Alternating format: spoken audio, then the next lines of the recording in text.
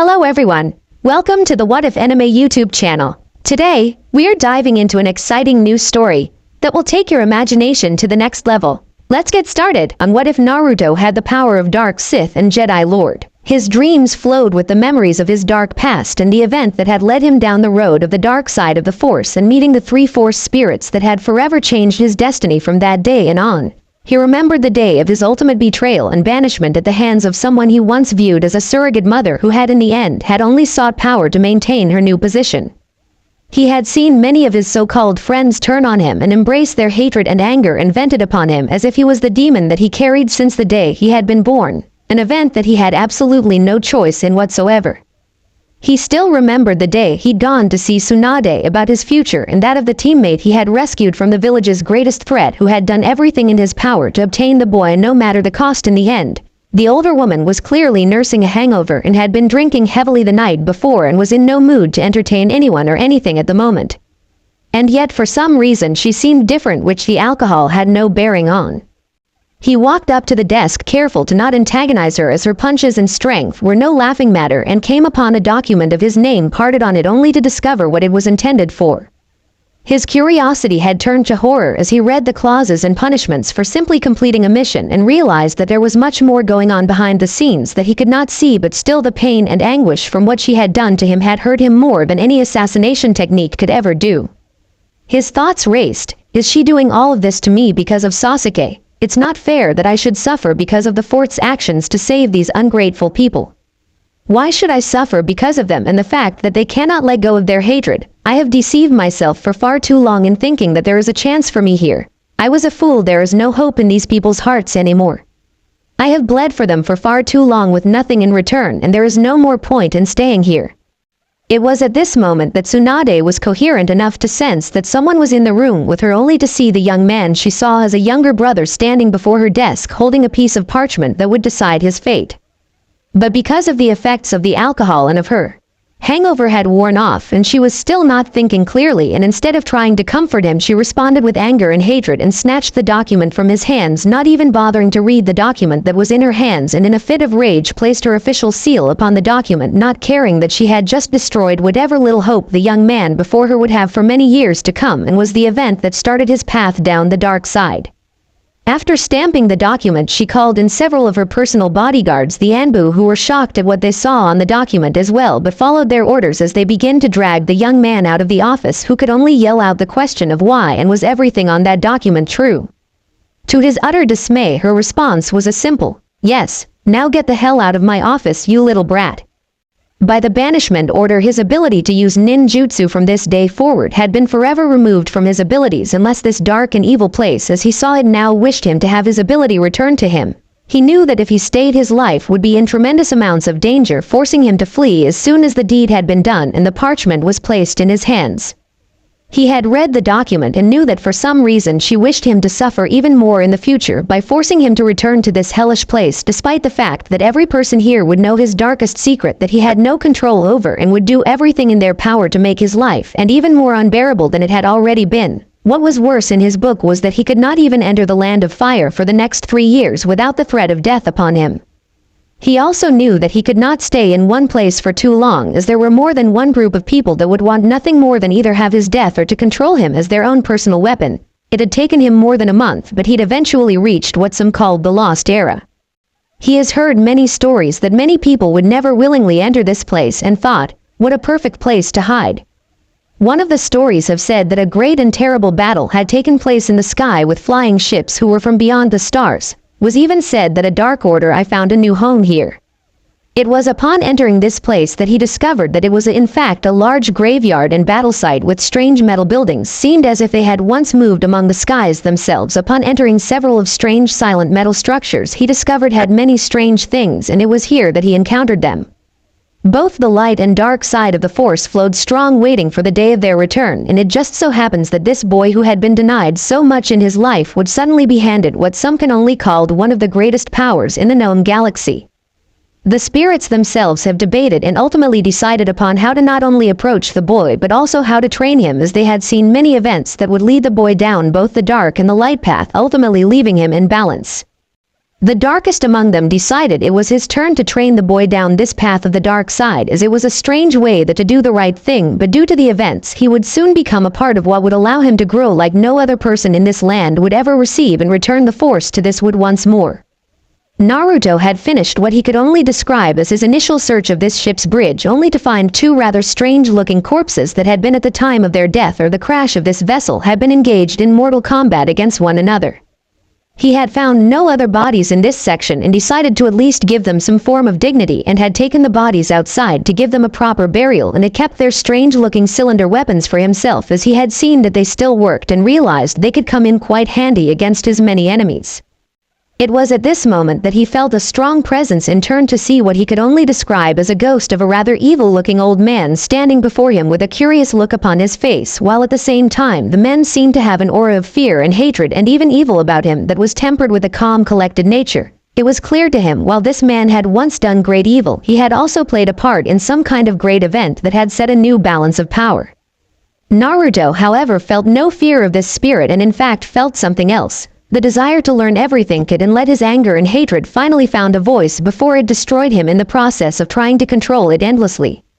The spirit before him nodded and then introduced itself. "Hello, young one. Allow me to introduce myself. I am Darth Sidious of the Sith, and what would your name be, young one?" "Naruto Uzumaki. Are you going to hurt me?" the boy asked him. The spirit could only laugh at this question. "No, my boy, I have no intention of hurting you. In fact, I have a proposal for you." "What kind of proposal?" "Both I and two more spirits wish to train you in our arts. I have elected to begin your training first." The SP no deception in his voice at all for the young boy to hear, unlike others he had met in the past. The spirit could see the worry and concern in the boy's face and eyes. "I can assure you that to be trained by us is your choice and yours alone, young one. So I ask you this. Become our apprentice, learn to use the Force, starting with the dark side." Naruto felt a great power come over him and went down on his knees before the spirit and said, "I pledge myself to your teachings and that of my future teachers." Good young one, the Force is strong with you. A powerful Sith you will become. Henceforth you shall be known as Darth Vader. I give you this name in honor of one of your teachers to come my young apprentice." Naruto bowed to his new master and said, "Thank you, my master." The spirit smiled and motioned for him to follow as he said, "Rise, Lord Vader. I have much to teach you, and so little time there are things happening in this land, and I believe that you will play a very important role in events yet to come." For the first year of his banishment, he devoted himself to the teachings of the Force and told his master many times that he felt the power of the light side as well, and that at times they were in balance when he was. Sidious at this moment realized that the boy was ready for the next step in his training. Despite what many would believe the Force had tempered the Dark Lord of the Sith somewhat, Sidious would indeed miss the young boy, but would also keep an eye on him from the heart of the Force, which was strong with the boy after all this time. But it was up to his next two teachers to continue his training, and for what was needed to learn more control over his hatred and anger, especially after what had been done to him for so many years. Upon meeting them, they had agreed to continue his training not just in the Force but also in the aspects of ninjas and the samurais as well. Over the next 2 years, he would learn many things from the samurai of the Land of Iron and eventually traveled to the Land of Wind to learn from their wind monks, since he felt more at peace in this land than in the Land of Fire. By the time his banishment order had expired, which would force him to return to the Hidden Leaf, he decided to travel to the Land of Water to study under their monks, and did so with not only the blessing of the Force spirits but also the wind monks, who respected his decision to continue to exploration of knowledge. He had also decided to return to the Lost Era and the small village that was near it. With a little help from the Land of Snow, he was able to begin changing things there and had begun to gain the respect the village what he was trying to do.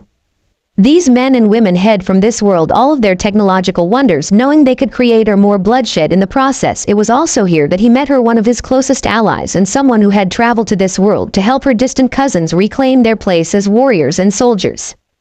It was also at this point, thanks to both the spirits and the monks of both wind and water, that Naruto and the nine-tailed fox had agreed to work together and even to share information. The biggest surprise was what the fox had called a gift, which turned out to be the memories of his mother, who had been his previous host, and even told the young man his true name. The memories had also reinforced his desire to never return to the Hidden Leaf because of their treacherous actions, and also added to the already massive fears that he would be nothing more than either a slave or killed if he returned there. His time in the Land of Water had not been as peaceful as he had first hoped. When the new warlord who had replaced the previous Mizukage in the legitimate government of the Land of Water had decided that the Water Temple had insulted him in some way, he'd ordered their destruction only to meet Naruto's darkness in its purest form as he avenged those who had been murdered and had even saved the future Kage of the Hidden Mist Village, whose name was Mei, as well as the true daimyo of this land. Naruto had truly had enough and decided to finally end this bloody war once and for all and marched under the illusion of being a bounty hunter to assist the warlord in his desires for power, only to walk directly into the private office that looked more like a throne room and use the force to shut and lock all the doors, and then proceeded to slaughter each and every one of these present, knowing both through the force and his own feelings that not one of them was innocent and that they had committed grave atrocities upon the people of the Lead of Water. It was also at this time he had become known to tyrants that the name Darth Vader became feared to everyone in the elemental nations who have done evil deeds. With the help of the villagers of the Lost Era and their cousins from the stars as well as the Mist Rebellion, they finally stopped the bloody genocidal wars in the Land of Water. During the 3rd and 4th year of his banishment, Naruto had decided to begin to not only try to restore his homeland but also to save the others like himself who had no choice in what they have become as human sacrifices. To that end, he had begun to hunt down his fellow hosts and had at several occasions managed to kill several members of the organization known as Akatsuki. Unfortunately, the organization had been quite strong and several of the tailed beasts along with their hosts had been lost to the organization. Upon one of his trips through the Land of Wind, he had come to the aid of the daimyo of this country and his daughter, as well as the 7-tailed host whose name was Fu, who had been on the run as members of her village had sold her out to the Akatsuki to leave them alone and to remove what they considered a stain upon their village.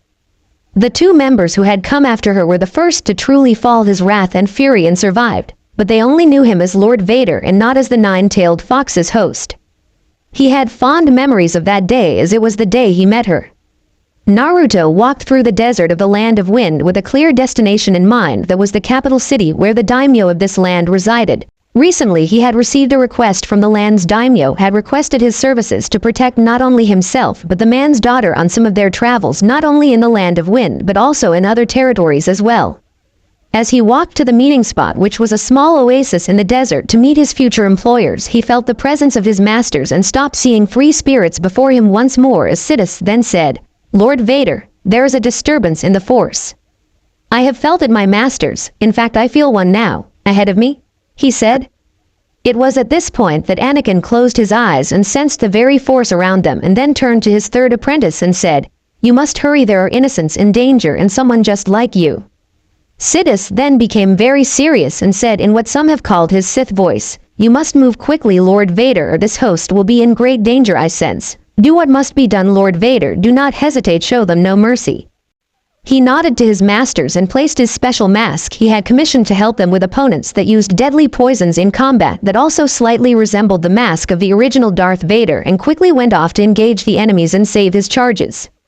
As he entered the desert oasis, he came face to face with 2 members of the Akatsuki organization that he did not recognize at all. One of them was wearing a mask that seemed to conceal much of his face, while the other one had slicked back gray hair with a strange pendant around his neck and a triple-bladed scythe in his right hand with an evil smile upon his face. "It's a shame that I can't sacrifice you for the glory of my god, you little bitch." "Enough, Hidan, we need her alive as well as these 2, which will bring us quite a bit of money for the organization," the one known as Kakuzu said. However, it was right at some unseen reason that Hidan went flying right into and then through at least 6 trees, eventually hitting a rock face with enough force behind it to break many of his bones upon impact, even damaging the rock face significantly from the impact. The Imperial March Darth Vader's theme starts playing in the background. The look of shock upon both members of the Akatsuki organization's faces was truly a surprise to everyone, as well as the fact that they then begin to hear a strange kind of breathing sound as someone in a strange-looking bottle cloak with a hood walked up to them with a clear air about him that said, "I will destroy you." It was at that moment that he removed the battle cloak, revealing strange-looking armor underneath and a kind of black glass looking like mask where the sounds of breathing were coming from, but it was this man's eyes that scared them to the core, as they were both glowing, but one was the deepest sea blue wall, the other one had the most evil-looking tennant of red with the dark yellow iris that screamed death and destruction to them. Hidan had finally managed to get back over to his partner with a clear look of utter pain upon his face and hatred for this individual. It was at this moment that Kakuzu decided to introduce themselves and find out if this person would tell them his identity, as well as find out if there was a significant bounty upon his head that they could collect on later. Allow me to introduce myself and that of my partner here. I am Kakuzu, and this murderous priest over here is Hidan. And what might your name be? The man in question narrowed his eyes and then spoke with a metallic-like sounding voice. Think Darth Vader's. I am Darth Vader, and I am a Sith Lord. You will release my employer the daimyo and his daughter and relinquish your hunt for this young woman, or I will show you no mercy. For the first time in their time together, Hidan saw actual worry upon the face of his partner and asked him about it. Why do you look so scared all of a sudden? We can kill this motherfucker easily. Oh really? You do know that this is the man who single-handedly ended the war in the Land of Water, as well as slaughtered an entire army of rogue samurai that numbered in the thousands without breaking a sweat, and let us not forget that he just threw you across this desert oasis with absolutely no problem, and let us not forget that you are still putting your bones back in the right place. Hidan, however, seemed unimpressed as he put his collarbone back inside his body and then said, I am so going to kill this guy with a fucking smile upon my face as I do it, and then sacrifice him to my god. When Hidan turned his head to stare this Sith Lord down, he was shocked to see the man had pulled out two rather strange-looking cylinders from his hips, and with a single motion they blazed to life with a strange kind of humming sound. Naruto had sealed his lightsabers onto his body thanks to his mastery of seals, and had also created auxiliary weapons to use not only with his force abilities but also with his abilities in the use of chakra, which would allow him to use his three elements in combat, which were wind, water, and fire, that made weapons as deadly as a normal lightsaber and could even fight said weapon. Vader wasted no time in not only drawing his weapons but engaging the two Akatsuki members with a relentless set of attacks, and had them on the defensive almost immediately, which made Hidan even angrier when one of the Vader's sabers cut his side into tiny pieces and with another quick motion took off his right arm just above the elbow. The second saber then pierced him right through the chest with one quick motion, caught upwards, slicing his left collarbone into leaving a massive hole in his chest, which was then followed up by the strange man pushing his hands forward but never making physical contact with them until Hidan the same kind of force hit him once again, this time sending him right through a rock that was not more than a meter away. Kakuzu, after seeing this, had attempted to sneak up on Vader from behind, only to nearly get his head cut off in the process. It hadn't been for his many long years of being a ninja, he would have been decapitated right then and there, as he then heard the man say, "Impressive." Kakuzu then activated his abilities with his hearts to send two of the monsters to attack the Sith Lord, only to watch them be utterly destroyed in less than a minute, and began to feel a little bit afraid as he then heard the Sith say, "Most impressive." Kakuzu then saw Hidan pick up what was left of his own while trying to put most of his body back together, and realized that they could not win this battle and that they had to inform their leader about this new threat as soon as possible, and made a run for it. Vader kept his eyes on them until they were definitely in full retreat, and then turned and walked over to his employers and bowed before them, showing them respect, and said, "What is thy bidding, my master?" The Wind Daimyo and the two young women walked up to him and said, "It is a pleasure to finally meet you, Lord Vader. This is my daughter Akon, and this young woman just met, whose name is Fu."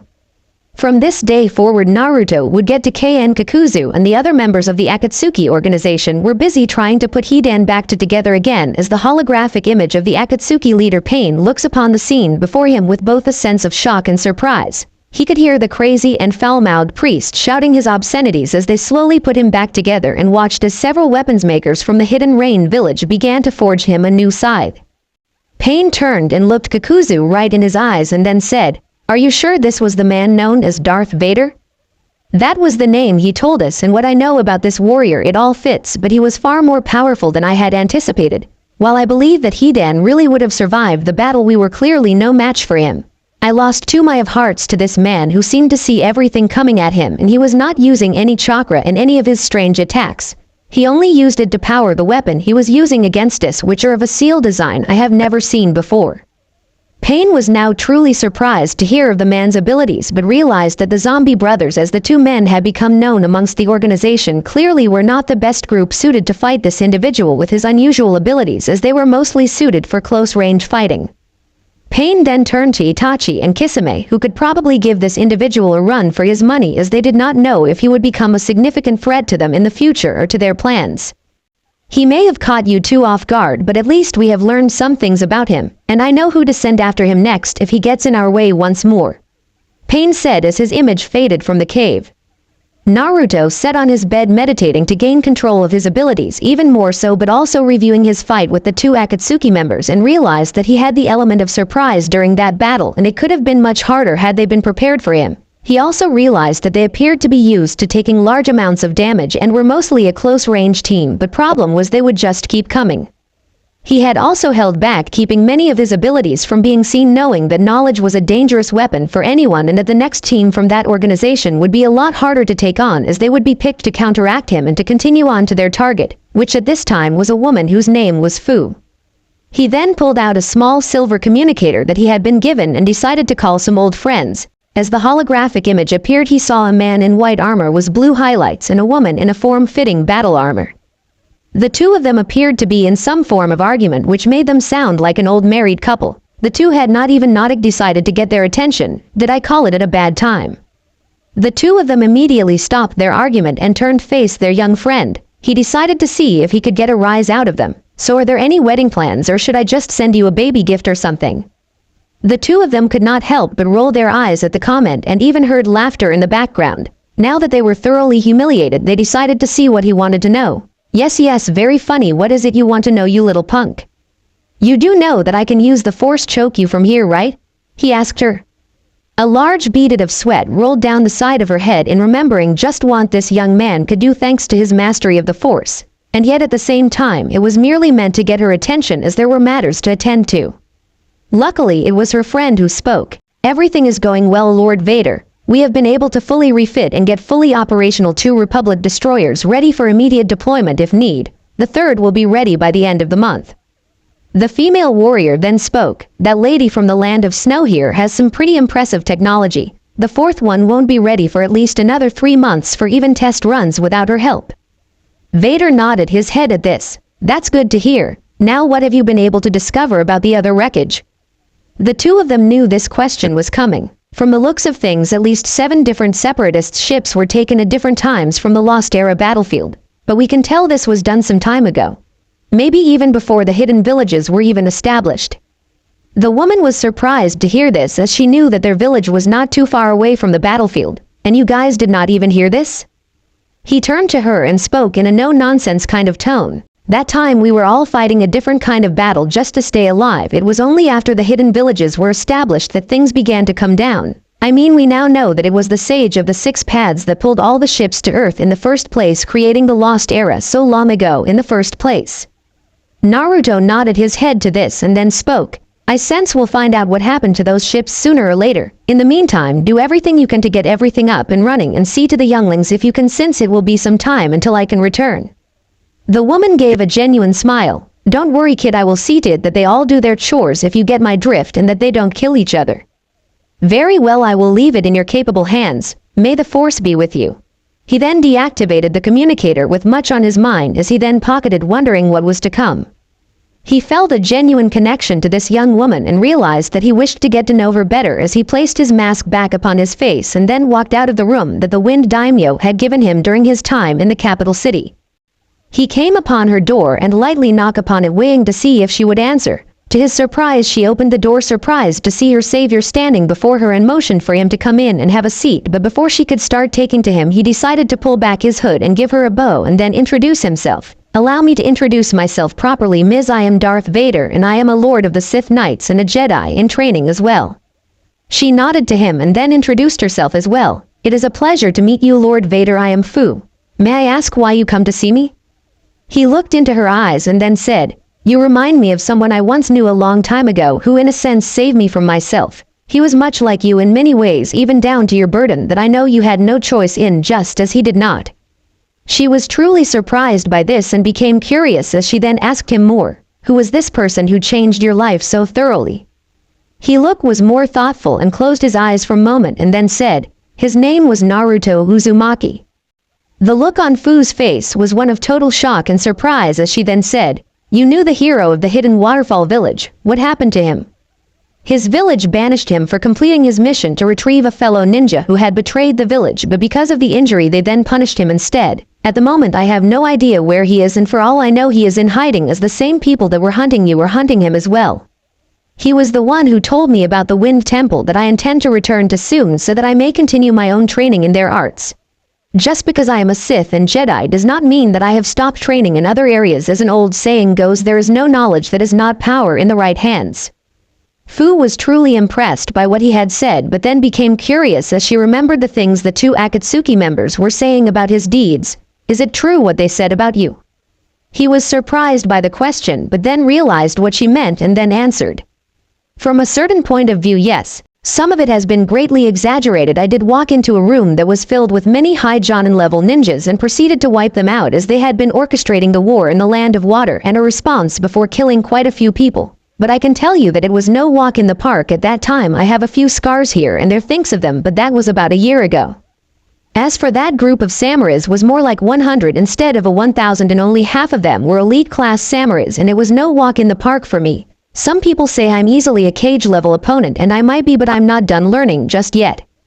Fu then realized that people who were after her would never stop and that she had to become stronger just to protect herself, and decided to ask him if it was all right to accompany him to the Wind Temple. Is it all right if we go with you to learn? Not at all. In fact, I believe it would be most beneficial for you and for your future. The image of the Akatsuki leader himself, Pain, looks to the four members he was sending on their new mission. Kakuzu, Hidan, Itachi and Kisame, we have received intelligence that the hosts of the 1 and 7 Tails will be traveling to the Wind Temple for training with the monks there, and this will also be a perfect opportunity to obtain them, which is why I am sending all of you to obtain them, but also in case you encounter Lord Vader once more. Hidan could not keep his thoughts to himself. Good, I want to sacrifice that motherfuck personally. The leader, however, had a different idea and decided to voice his opinion. You two will not engage him again. You will simply go after the two hosts and leave the battle with Lord Vader to Itachi and Kisame, as I believe they would be the better opponents to face this warrior. If you can somehow recruit him to our order, and if not, destroy him. They all nodded and prepared for their mission. Gaara and Fu and his sister Tamari were quickly becoming friends as they walked alongside the calm Sith Jedi warrior who was smiling underneath his mask as they were getting to know each other, and was happy that two of his friends were getting along with another like himself and Gaara. Fu had also gotten to know him a little better and had great respect for the Sith Jedi warrior as they continued their journey to the Wind Temple. Fu had been curious about his abilities ever since his fight with the two Akatsuki members and realized that they were not the abilities of a normal ninja, even someone like herself, and decided to inquire about them, but before she could even ask her question, he turned to her and said, I was wondering when you were going to ask about my abilities in that fight. She nodded to him both in surprise and curiosity as he then continued, My abilities come from a mystical energy source known Arce? Tamari asked. The force is generated by all living things. It binds us, penetrates us, and has a will of its own. That is why there is a light and a dark side. The light side was almost entirely used by the Jedi Order except for the rare cases of certain Jedi who fell to the dark side. Back in those times, if a Jedi fell, it was a very dangerous situation, but the force is now in balance once more, Vader said. So I take it there are significant differences between the Jedi and Sith then? Gaara asked his old friend. Despite what many people might believe, Naruto had stayed in contact with his old friend who was just like him. Vader nodded his head and then said, significant ones in fact. The Jedi existed solely to protect people no matter the cost, but at the same time they were required to not form attachments to anyone, not even their own families, brothers, sisters, mothers, fathers, husbands, or wives, children. In a sense, they feared attachment because during that time would lead to the dark side of the Force. But on the opposite side is the Sith, who embraced the dark side and acknowledged that fear could give them great power and sought to both use and control it. The Jedi had a saying, fear leads to anger, anger leads to hate, hate that leads to suffering. But the Sith had a saying that reflected their own views upon fear. Fear. Fear attracts the fearful, the weak, the strong, the corrupt, the innocent. Fear is my ally. They were clearly surprised by the last one, then came to a realization. So the Sith saw fear for what is an emotion, and they can be used like any other tool. Tamari asked him. He nodded to her and then said, yes, but a tool with a will of its own. With the Force back in balance, many people who would have fallen to the dark side no longer can be completely controlled by it, and the Jedi could safely live their lives once more, having families for starters. Here on this world, it is possible to live on both sides of the Force. For example, I am a Jedi to the innocent, and to the dark and evil people I am a vengeful Sith Lord waiting to cut them down for their crimes. They now understood his position and view upon the world, but at the same time they noticed him instantly becoming more aware of his surroundings than before, as they were in a small canyon area that did allow for certain opponents to hide themselves very well. He however recognized that there were at least 4 people who had clear hostile intentions towards them. Into them he instantly recognized. I know you're there, so you come to be cut into pieces again or have your hearts ripped out by my hands. It was at this moment that the 4 Akatsuki members made themselves known to their target. Itachi decided to try negotiating for their targets first, since he knew that this Vader person would be a definite threat to them and needed to be dealt with first. Our leader has issued an opportunity for you to join our organization. All you need to do is step aside and allow us to obtain our targets. It was at this moment that Vader walked up to them and took off his battle cloak, revealing his battle clothing to everyone, but it was the look in his eyes that immediately put them all on edge, especially since the other 3 were getting into a combat position, as he then said, I will not allow you to destroy these innocent lives that have already suffered greatly at the hands of others. If you know it's good for you, leave right now. Don't make me destroy you. Hidan was easily letting his anger take hold as he then screamed out, I am so going to sacrifice this fucker right here right now. It was at this moment that the 3 others noticed Vader sticking out his hand in the direction of Hidan and then began to say, you don't need to sacrifice us. They were all surprised when Hidan began to look as if he was being controlled and then said to the man, I don't need to sacrifice you. You will instead attack your partner, for he is a threat to us. I will instead attack my partner, for he is a threat to you all. With that said, he instantly went on to attack his partner, who was surprised by this turn of events and realized that they had underestimated their opponent once more. Everyone else turned to Vader as he said, your murderous priest has a weak mind thanks to his anger and desire to appease his god, and the Force gives me the ability to manipulate the weak-minded. To everyone's surprise, Itachi then expressed his own thoughts about what had just transpired. Oh shit, I so did not see that coming. Kisame turned his head to look his partner and then said, okay, who the hell are you and what did you do with the Itachi Uchiha that I know?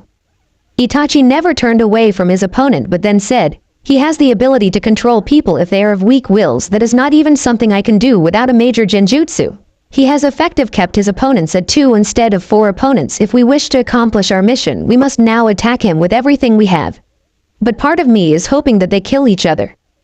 Kisame could only agree with his partner's assessment and then made his own opinion on the matter known. I'll take on this Lord Vader. I can take away the use of his weapons and easily destroy him.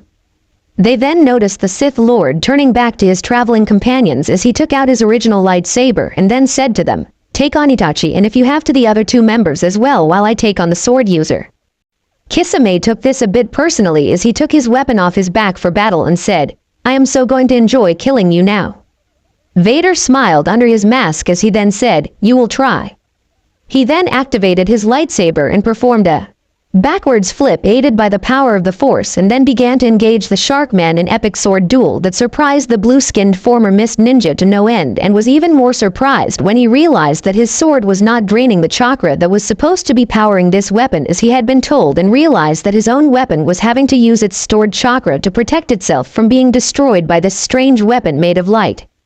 Itachi was totally shocked by his opponent's actions, as the one known as Lord Vader had made Hidan try to sacrifice Kakuzu and was currently fighting for his life against not 1 but 2 Jinchuriki continued to attack him relentlessly. He managed to get a quick look over at his partner only to see that Vader was easily matching Kisame in the art of swords. But what he saw was that neither of them had a clear advantage in who was the better swordsman in combat. Right at that moment, Itachi had to dodge what looked like a tentacle of the sand coming right at him. Fu and Tamari were launching attack after attack at their target with a relentless fury that only a woman could possess, as they attempted to end Itachi's life once and for all, as he also attempted to stay alive in this engagement. Kisame, despite what others might believe, was finally having a worthwhile sword fight against an opponent who clearly understood the art of the blade better than anyone he fought in the past except for his fellow swordsman of the mist. He could clearly tell that while he had predominant power both in strength and experience, his opponent however had superior speed and reactions, making these 2 a formidable pair to take on. Kisame was now smiling like a madman and then said, despite the fact that I have to kill you, I like this. Vader stared the blue-skinned warrior down and then said, you believe you win this battle, but we are evenly matched thanks to our training in our respective arts. Oh, I am beginning to like you a lot more now, but I have a job to do and I think you know that, the blue-skinned warrior said. Vader was now beginning to smile under his mask even more now. However, he came to the realization that neither of them would win this battle hopefully, though the two zombie brothers would be dead this day, reducing the number of enemies you have to fight in the future. I do hate saying this, but we are in a STS has a clear advantage anymore and our comrades are in a very serious situation. As much as Kisame hated to admit, it was clear that neither of them would win this battle and that it was time to cut their losses and make a run for it. But before either of them could make up their minds, they heard Kakuzu scream out as he was crushed by Gaara's sand coffin, which destroyed the last of his hearts, finally ending his long wicked life, which also at the same time brought Hidan back to normal, as the suggestion that had been put into his mind by Lord Vader had finally been met, although not by his own hands. Hidan began looking around and realized that something was very wrong. He then looked over and saw that his partner had been, the lack of a better word, crushed to death, and that their mission had become a true failure, especially as Itachi gave the order for them to retreat, which they all took. As soon as the surviving Akatsuki members made a run for it, Vader walked back over to his companions and then said, "I believe it's safe for us to resume our journey to the Wind Temple. Please follow me." Pain was totally shocked by what he learned after surviving members of the two teams had returned, and it was clear that he had underestimated his opponents. So he possesses many other weapons and is quite skilled in the art of the sword and up to your level as well, Kisame. The blue-skinned swordsman simply nodded his head and then said, "I think he was holding back a bit as he does not want us to know more about his abilities, which means it will be harder to develop a strategy against him in the future, but it's clear that our team would still be the best hunting him down, and I believe he will only get stronger in time." Pain then turned to Itachi and asked him, "With what you've seen, Itachi, where would you place his strength level at?" "I believe he is at the same swordsman level as Kisame and would easily be a mid-Jonin level opponent. And I believe he will only get stronger with time, and I believe he also knows where the nine-tailed fox host is as well, thanks to some of the tactics he was using." Pain suddenly had a realization that they needed this man alive and that he would now be hunting them down and killing them without mercy, as they had some fairly underestimated their opponent. Vader sat in a meditative-like state, not only connecting to the Force but also the environment around him thanks to his training as a wind monk as well. He opened his eyes as he felt the presence of the head monk standing before him. He made a slight bow with his head and said, "Have I done something wrong, Master?" "No, not at all. But I must ask, why haven't you told the young lady who you really are?" the monk asked. It was a question in a sense he had been asking himself for a while now. He admitted there was a connection to the young woman and he would be quite happy to get to know her a bit more. The head monk put his hand on Naruto's shoulder and then said, "I know how difficult your path in life is, having to balance both light and darkness and good and evil, but don't let your past destroy your future, and finally do something about those seals on your hands so you are no longer limited, as I believe your enemies will become more dangerous in time, as well as your former home, which I can tell you now has been looking for you, will need all the help you can get, my friend. Now continue your training." Naruto brought his hand up to look at the seals upon them that prevented him from using ninjutsu thanks to his former home village actions. He had come to the realization that he had been too stubborn for his own good and that it was time to finally remove his handicap once and for all. Tsunade was completely shocked by what she had just learned from Jiraiya. The Akatsuki had apparently stepped up its efforts to capture the rest of the Jinchuriki as soon as possible. The recent activities of the organization had only increased in their level of activity and desire to capture the hosts, and so far they had succeeded in capturing several of them. Tsunade knew if something wasn't done soon, they would be at the mercy of the organization. She turned to Jiraiya and then asked of him, "So they've managed to capture quite a few of the Jinchuriki already and are making their moves against the rest?" "Yes, they have really stepped up their efforts to capture the rest of them, even going so far as to try to kidnap the daimyo of Wind Country himself as well as his daughter, and almost had their hands on the Seven Tails Jinchuriki as well if it wasn't for the warrior known as Darth Vader," Jiraiya said. This caught Tsunade's attention, as there were many amazing stories about this Sith warrior. How did this Darth Vader become involved in this conflict with the Akatsuki? I don't even know if Darth Vader is his real name or not, or if it's just a title, but what I do know is that he was hired by the Wind Daimyo to protect him and his daughter, and happened to encounter the zombie brothers of Akatsuki as they were attempting to kidnap them and capture the Seven Tails, only to come face to face with this Sith warrior who showed them no mercy, using abilities that no ninja that I know of can do. I also recently learned that he had another encounter with them, but this time with the addition of Itachi and his partner Kisame, who was there to deal with him specifically, while the other two captured the 7 and 1-tailed hosts, he said. They have increased their activities if they are going after the case cage this soon. I take it from the way you are reporting this to me. They did not succeed in their endeavor? She asked him. Jiraiya just nodded his head and then said, "Oh yeah." Vader was able to match Kisame in an epic sword duel that ended in a draw between them. Itachi was engaged by both Gaara and the Seven Tails, and as for the two zombie brothers, let's just say that Vader has some kind of power that made one of them fight the other until Gaara found an opening and crushed him to death, forcing the other three to retreat. So this Vader managed to help kill one of them. "Do we know what happened to the Seven Tails and what her name?" she asked. "We believe her name is Fu, and as far as we know she went to the Wind Temple with Gaara and Vader. I believe she may be learning to control her abilities, and if the stories are true, he may have had some kind of contact with Naruto, and that the brat may have been training at some of the elemental temples as well, which would explain why Vader sent both Fu and Gaara there in the first place. At least that's the story I've heard," the old pervert said to her. Their only option at this moment in time was to call a Cage Summit meeting in the Land of Iron to discuss and prepare for the coming battles yet to come and to prepare for the future. Fu had been enjoying her sleep as her time in the Wind Temple, only to be awoken by the sound of battle. She quickly jumped out of her bed and got dressed as soon as possible and ran out into the middle of the garden, only to see everyone including Gaara and his sister enjoying a light breakfast and some green tea as if nothing was wrong at all. She was in a sense truly surprised by their actions until the head monk simply said to her, "Vader is just in some heavy training outside the temple walls right now. He removed a weakness late last night and it's finally allowing his full potential to come through. If you wish to see what he is truly capable of, just walk up to the observation deck of the temple." She was both surprised and annoyed, but simply nodded her head and ran up to the deck only to see what could be described as a small army engaged in battle below her. It was clear that the Sith were no laughing matter and were deadly warriors in their own right.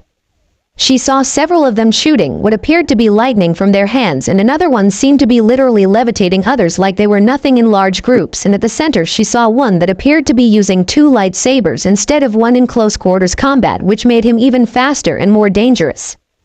The figure in M to jump into the air and then let out a yell, which was followed by a strange kind of energy wave that then proceeded to disintegrate the clones that were nearby within a few seconds, and pushing almost 100 more clones back until they disappeared in clouds of smoke, indicating that they had been dispelled. A single figure then fell back to the ground and quickly put his lightsabers back onto his belt that adorned his waist and watched as the rest of his clones continued their activities and walked back towards the temple, feeling free for the first time in a long time, that he was no longer restricted or contained by the actions of others as he had once been upon his banishment from the Hidden Leaf Village. As he walked back into the Wind Temple and used the Force to open the doors, and as soon as he was inside he then used the Force once more to close them behind him and looked up only to see the shocked face of Fu staring him in the eyes with her mouth open, realizing that the strange warrior with who had saved her was her former village's hero. Naruto Uzumaki was now standing before her. Naruto just rubbed the back of his head with his hand and then said, "Well, you wanted to know who I was, and I was planning to tell you in private." Fu was shocked to see the face of someone she considered a hero and that he had pretended to be someone else. "You said he saved you from yourself."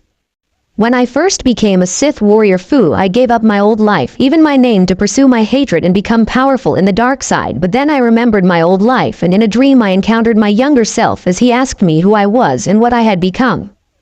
During that time I would have killed any of my old comrades had I met them, and my freedom was at stake.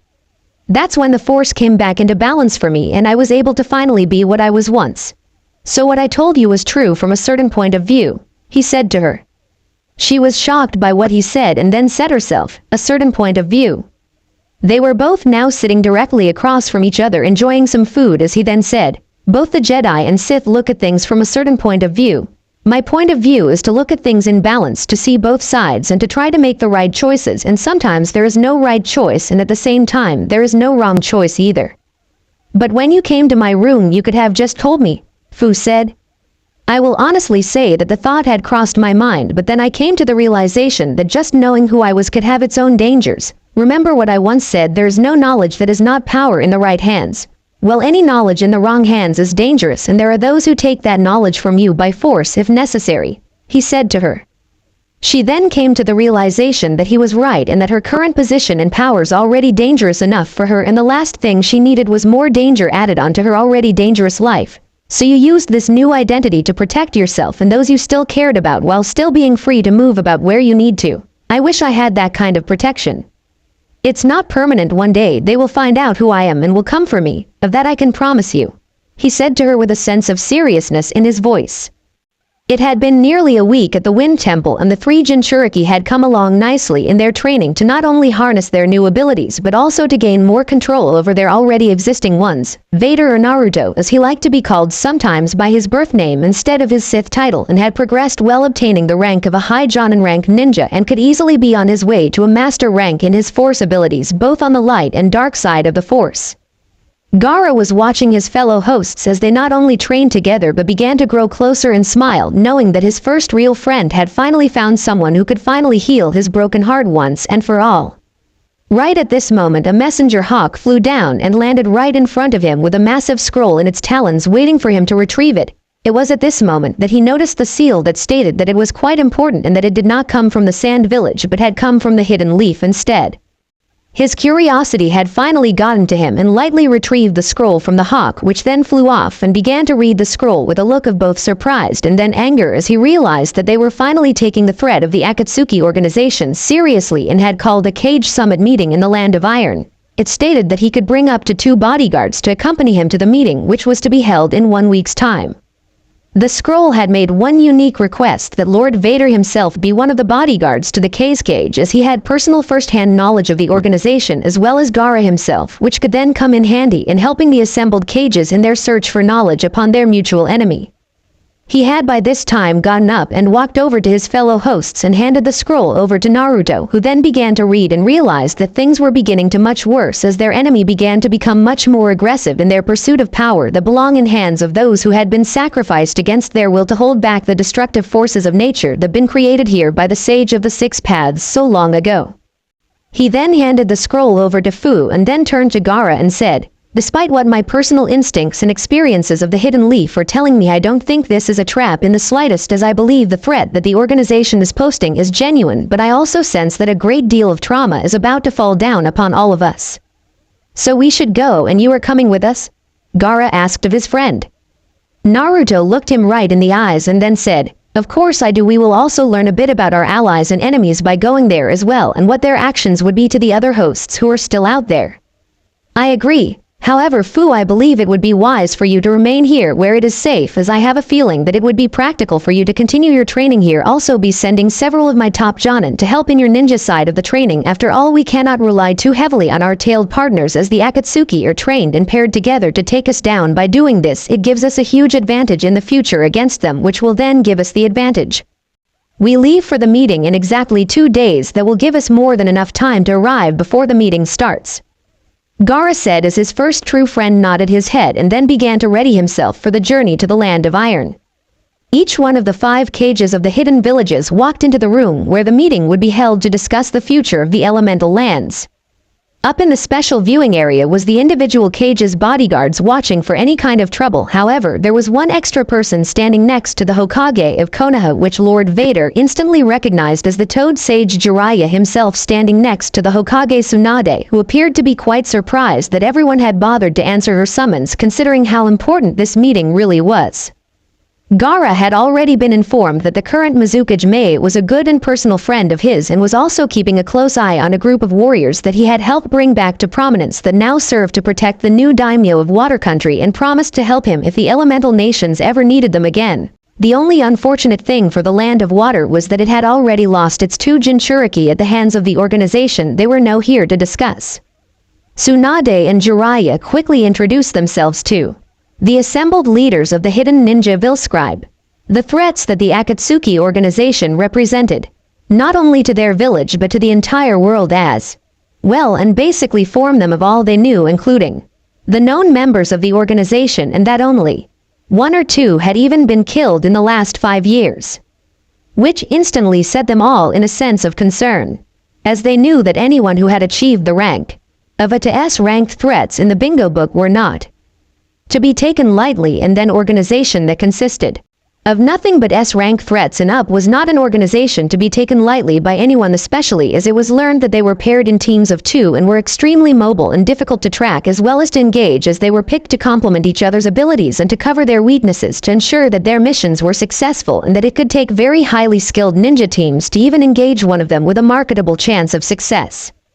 The Land of Lightning and the Hidden Cloud Village were the only ones without even the slightest connection to the organization and or at this moment keeping both of their Jinchuriki hidden within their village or in their territories and protecting them from the organization as well as preparing for the future attacks they knew were coming.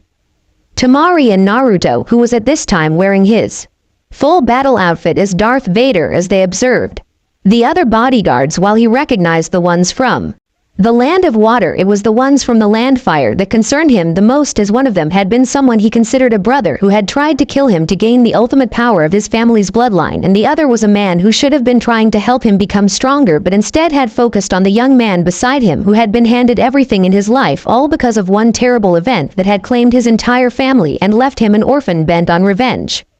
They were Sasuke Uchiha and Kakashi Hitake. Naruto quickly came to the realization that Jiraiya must have somehow had a spy inside the organization giving him bits of information that could then be used against them, which was currently happening as he continued to talk, but then decided to mention the fact that the person known as Darth Vader had successfully engaged not one but two teams on two separate occasions and had emerged not only surviving but managed to do significant damage to teams, but also had successfully helped in the killing of one of the more dangerous members of the organization.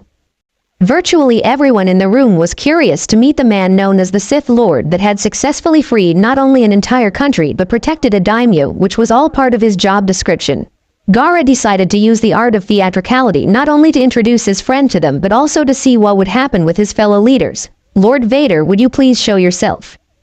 Right at this moment a black shape hit the table and then rose to its full height with a strange kind of breathing sound coming from the mask upon his face.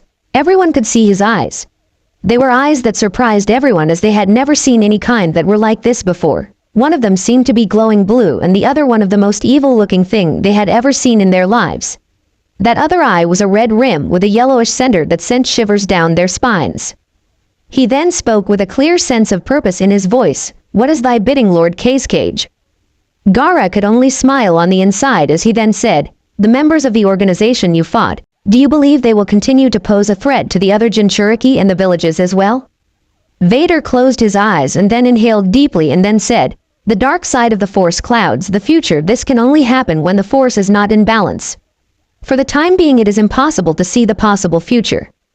Gaara had a feeling that something else was now going on and to ask him about it later as they continued to play their parts. "Lord Vader, are you not a Dark Lord of the Sith?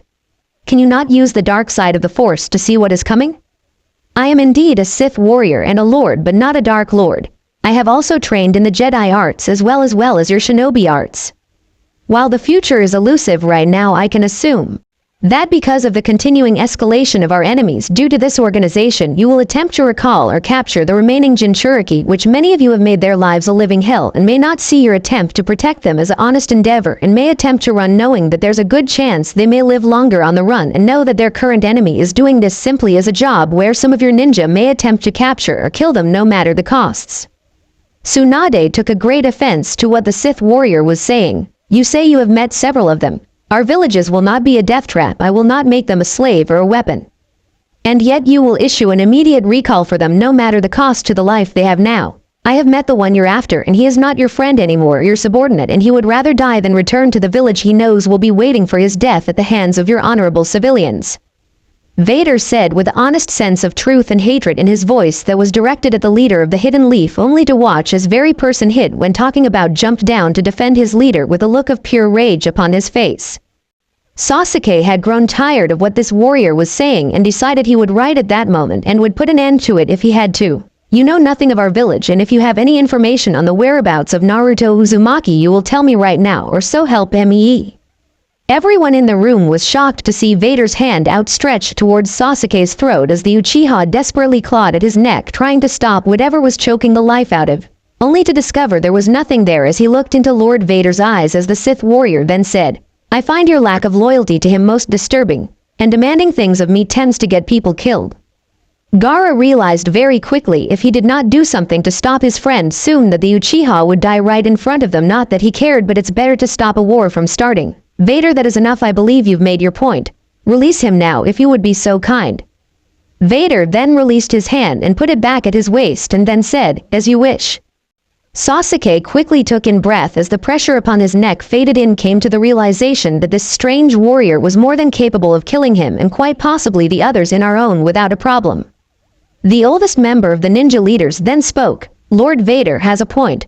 Your village did after all banish someone who had completed a mission to retrieve a traitor even at the cost of his own life, and what was his reward? You banished him and have since been trying to navigate the fallout. It's a miracle you have any allies left and will take another just to have a chance at bringing him in. Good luck. You're going to need it.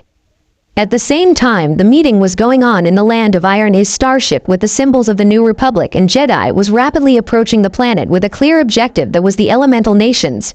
At the control of the ship was none other than one of the few remaining Jedi Masters in the galaxy, but was considered one of the more reckless and somewhat unstable Jedi, as well as his two apprentices who were still in the process of learning to control the Force as they were still young.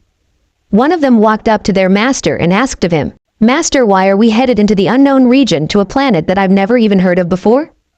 The Jedi Master turned to her and looked into her eyes and then said, "For years I've been feeling a disturbance in the Force coming from so strong like nothing I have ever experienced. It is so strong in both the light and dark side of the Force. A planet that's strong enough in both of the light and dark side of the Force. Why hasn't the Council decided to visit this planet and see what is causing it?" she asked him. He turned to her and then said, "I have felt that this planet is in balance. True balance, my apprentice, but there's more, as I feel that they're Force users there as well like us. And in time we will know for certain." Jedi Master Silas and his two Padawan learners Sam and Mavis, who had been exploring the capital city of the Land of Iron looking for the source of where the strong feelings in the Force had been coming from. During their time in the city, they could feel that whoever they were looking for had been here not too long ago. As the three Jedi walked down the street, they then overheard a woman talking to her three companions, which caught the Jedi's attention almost immediately. "I can't believe what that son of a bitch said about us, and he has the nerve to hide Naruto from us." "Relax, princess, we will find him in time," the big man said. The woman stopped dead in her tracks and turned to face the white-haired man and then said in a somewhat hostile tone, "When Jiraiya? When we are at war we can't win. It's been 5 long years, he should have come back by now, and that son of a bitch Darth Vader knows exactly where he is. I just know it." The three Jedi immediately recognized the name as it had been one of the most powerful and dangerous Sith Lords in the Old Republic's history, but why would someone have that name on this world? Silas could feel in the Force that these people were connected with the Force user they were here looking for in some way. He then walked forward with his two Padawans directly behind him. Tsunade and her three companions noticed the strange individuals with brown traveling cloaks walking up to them and instantly went into a defensive formation. The lead person immediately put his hands up and said, "I mean you no harm. I couldn't help but overhear your conversation." "That was quite rude of you, Mr. My apologies, I am Jedi Master Silas and these are my Padawan learners Sam and Mavis. You said something about someone named Darth Vader?" the Jedi Master asked her. The Konoha ninjas were surprised by what the Jedi Master had just said. "Jedi? So do you know what a Sith is?" Silas was now very concerned as he was one of the few remaining Jedi in the galaxy who had had an encounter with a dark Sith. Where is the Sith now? Naruto could not help but feel that something was wrong, both from his own instincts as well as a disturbance in the Force that had put him on edge. Gaara and Temari couldn't help but notice that their friend seemed more on edge since they had begun their journey back to the Hidden Sand Village. Gaara decided to let his curiosity get the better of him and asked his first friend what was wrong. "You seem troubled." Naruto turned his head to face his friend and then said, "I believe something has happened back in the Land of Iron. Exactly what I do not know."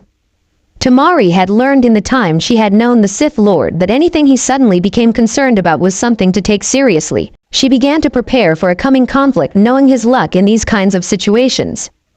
The four-leaf ninjas were in total shock and awe as they flew in the Jedi vessel that was now searching for the Sand Party as they made their way back to the Land of Wind. Silas sat facing Tsunade as he had just finished explaining about the Jedi and Sith. Tsunade and her companions believed every word of the Jedi Master after seeing and coming aboard the amazing starship that was now flying through the skies of their world looking for their targets. She only hoped that the Jedi could convince Vader to relinquish his knowledge of Naruto's whereabouts without a fight taking place. But Silas had told her just how dangerous and mischievous the Sith could be. He had quoted a long-dead master by saying, "Those who joined the dark side, lies to see creating mistrust are their ways now." She hoped beyond hope that there was still some form of humanity in this man who held a secret to someone she cared about deeply. but at the same time she was aware that Vader could have manipulated the young Jinchuriki into doing whatever he wanted him to do. At the same time, she looked over to her bodyguards and noticed that each of them seemed to be wondering what was to come, but it was the look on the face of the young Uchiha that gave her a moment's pause. The look upon his face was of hunger and wanting. Silas had begun to feel a strong pull in the Force towards Sasuke and was curious if the boy could make good Jedi candidate in the not-so-distant future, but at the moment he was more preoccupied on his current task and comparing himself for battle with the Sith Lord. In the forward cockpit, his two apprentices kept their eyes not only on the instruments before them but also out the window looking for their prey. It was right at this moment that Mavis saw the three individuals walking through a large meadow which was large enough for the ship to land. She quickly pointed to her longtime friend and moved in the back to tell her master. Sam quickly piloted the ship directly in front of the sand party and lowered the rent, knowing that a confrontation was only moments away. Naruto, Gaara and Temari quickly turned around as they heard an unusual sound directly behind them, only to be shocked to see a ship of some kind flying through the air and coming to a stop directly in front of them and then landing.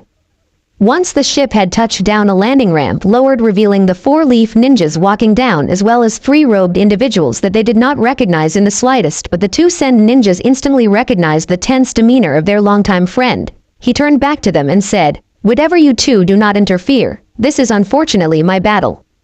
As the four-leaf ninjas walked over to the side of the ship, as the three Jedi walked forward to face the Sith Lord themselves, Silas immediately pulled down his hood and then spoke in a commanding tone of voice.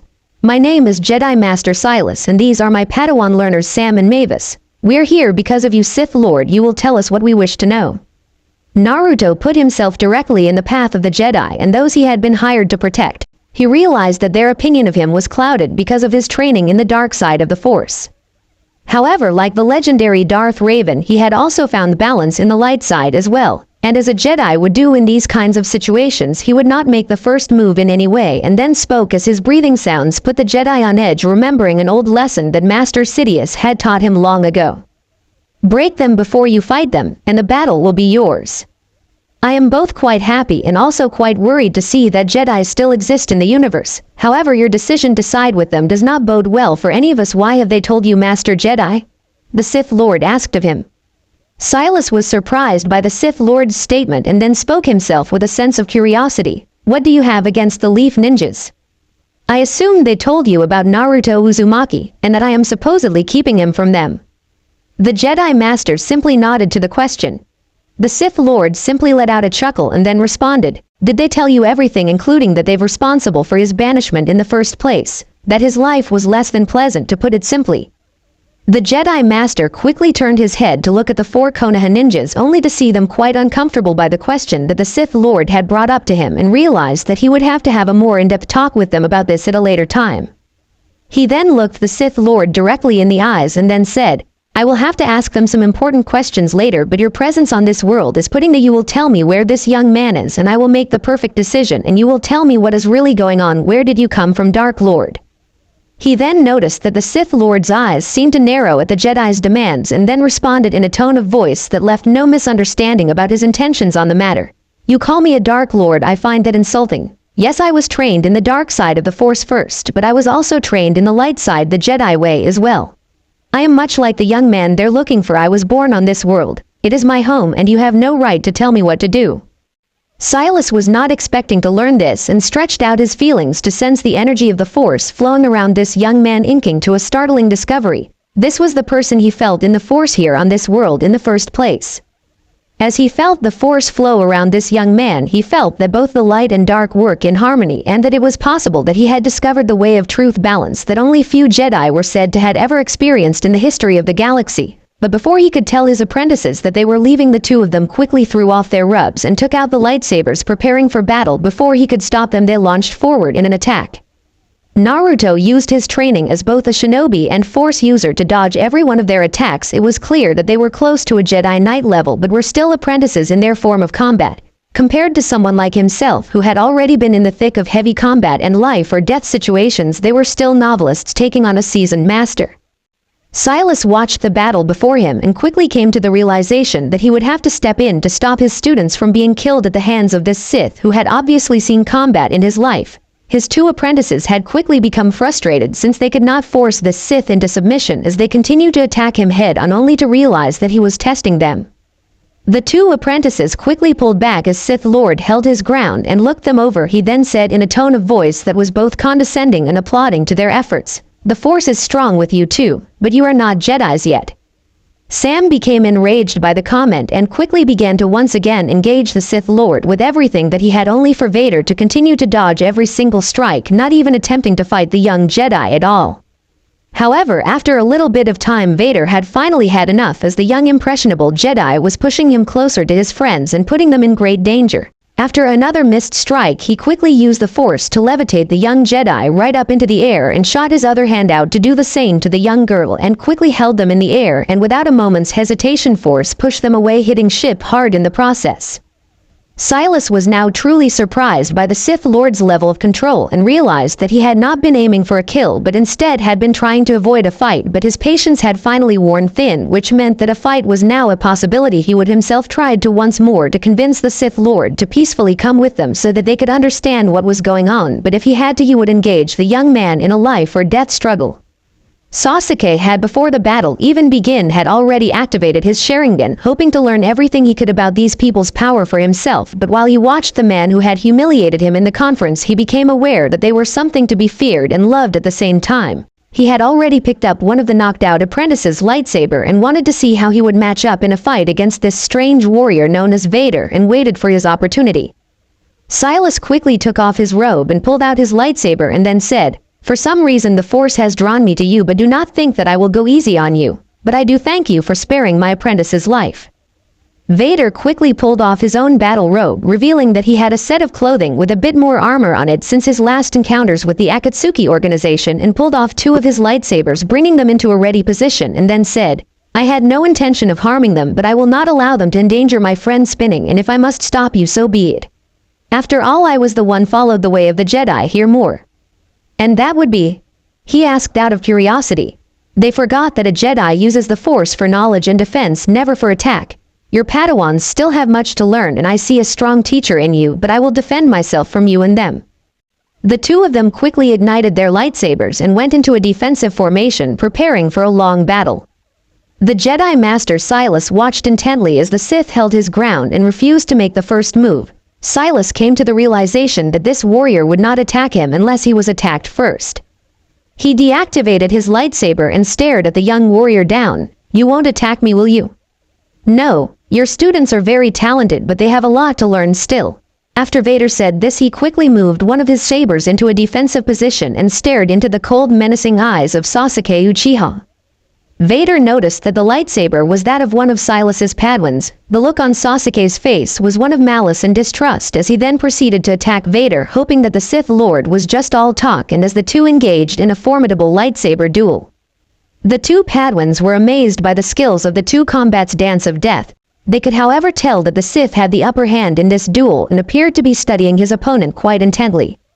Sasuke was surprised at the Sith Lord's skill level, but being arrogant, he decided to try to have his way by ordering this man to do as he pleased. "You should give up now. You are no threat to me. I am superior to you in every way." Vader, on the other hand, gave him a look and then said, "You are arrogant and prideful. I do not do as you say. As are your pride, I see growing before my eyes, which means your fall will be all the greater. You will tell me where Naruto is, and if you do not, I will destroy everything and everyone you care about. After all, the Jedi say that you are the villain here, and that makes me a hero, so I can do whatever I wish to you and get away with it.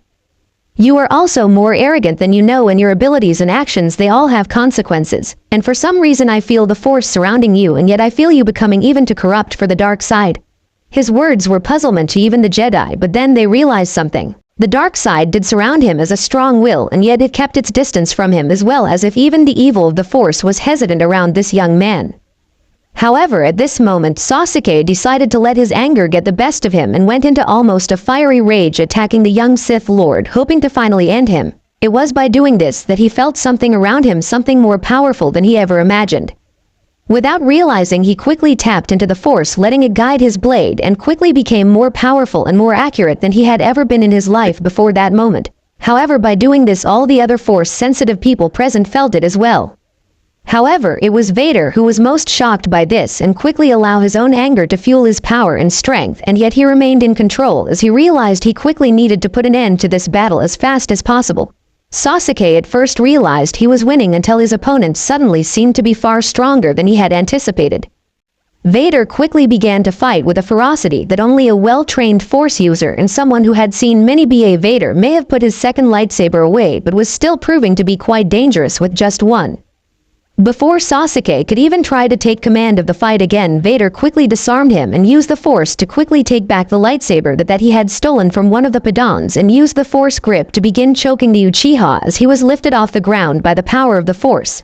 Vader then quickly moved his hand left and right, sending the Uchiha crashing into objects and then finally into the Jedi ship, knocking him unconscious in the process.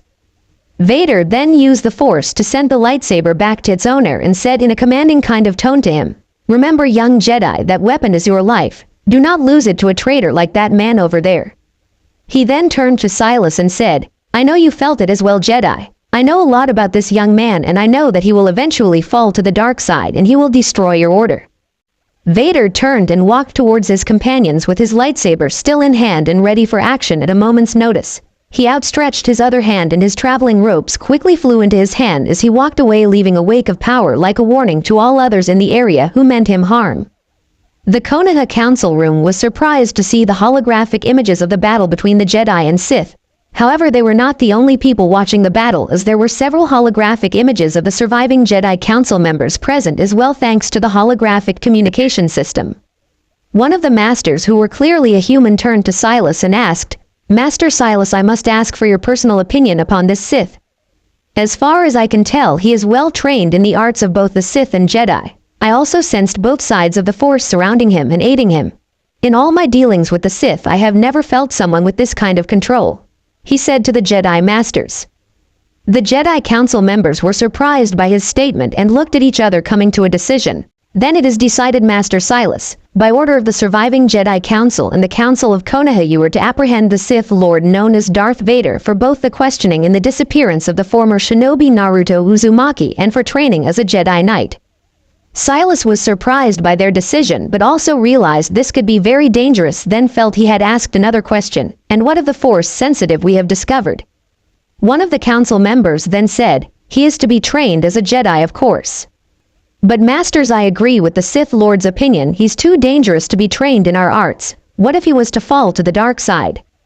That is why we will train him in the ways of Force, the Jedi ways, not the Sith," one of the council members said.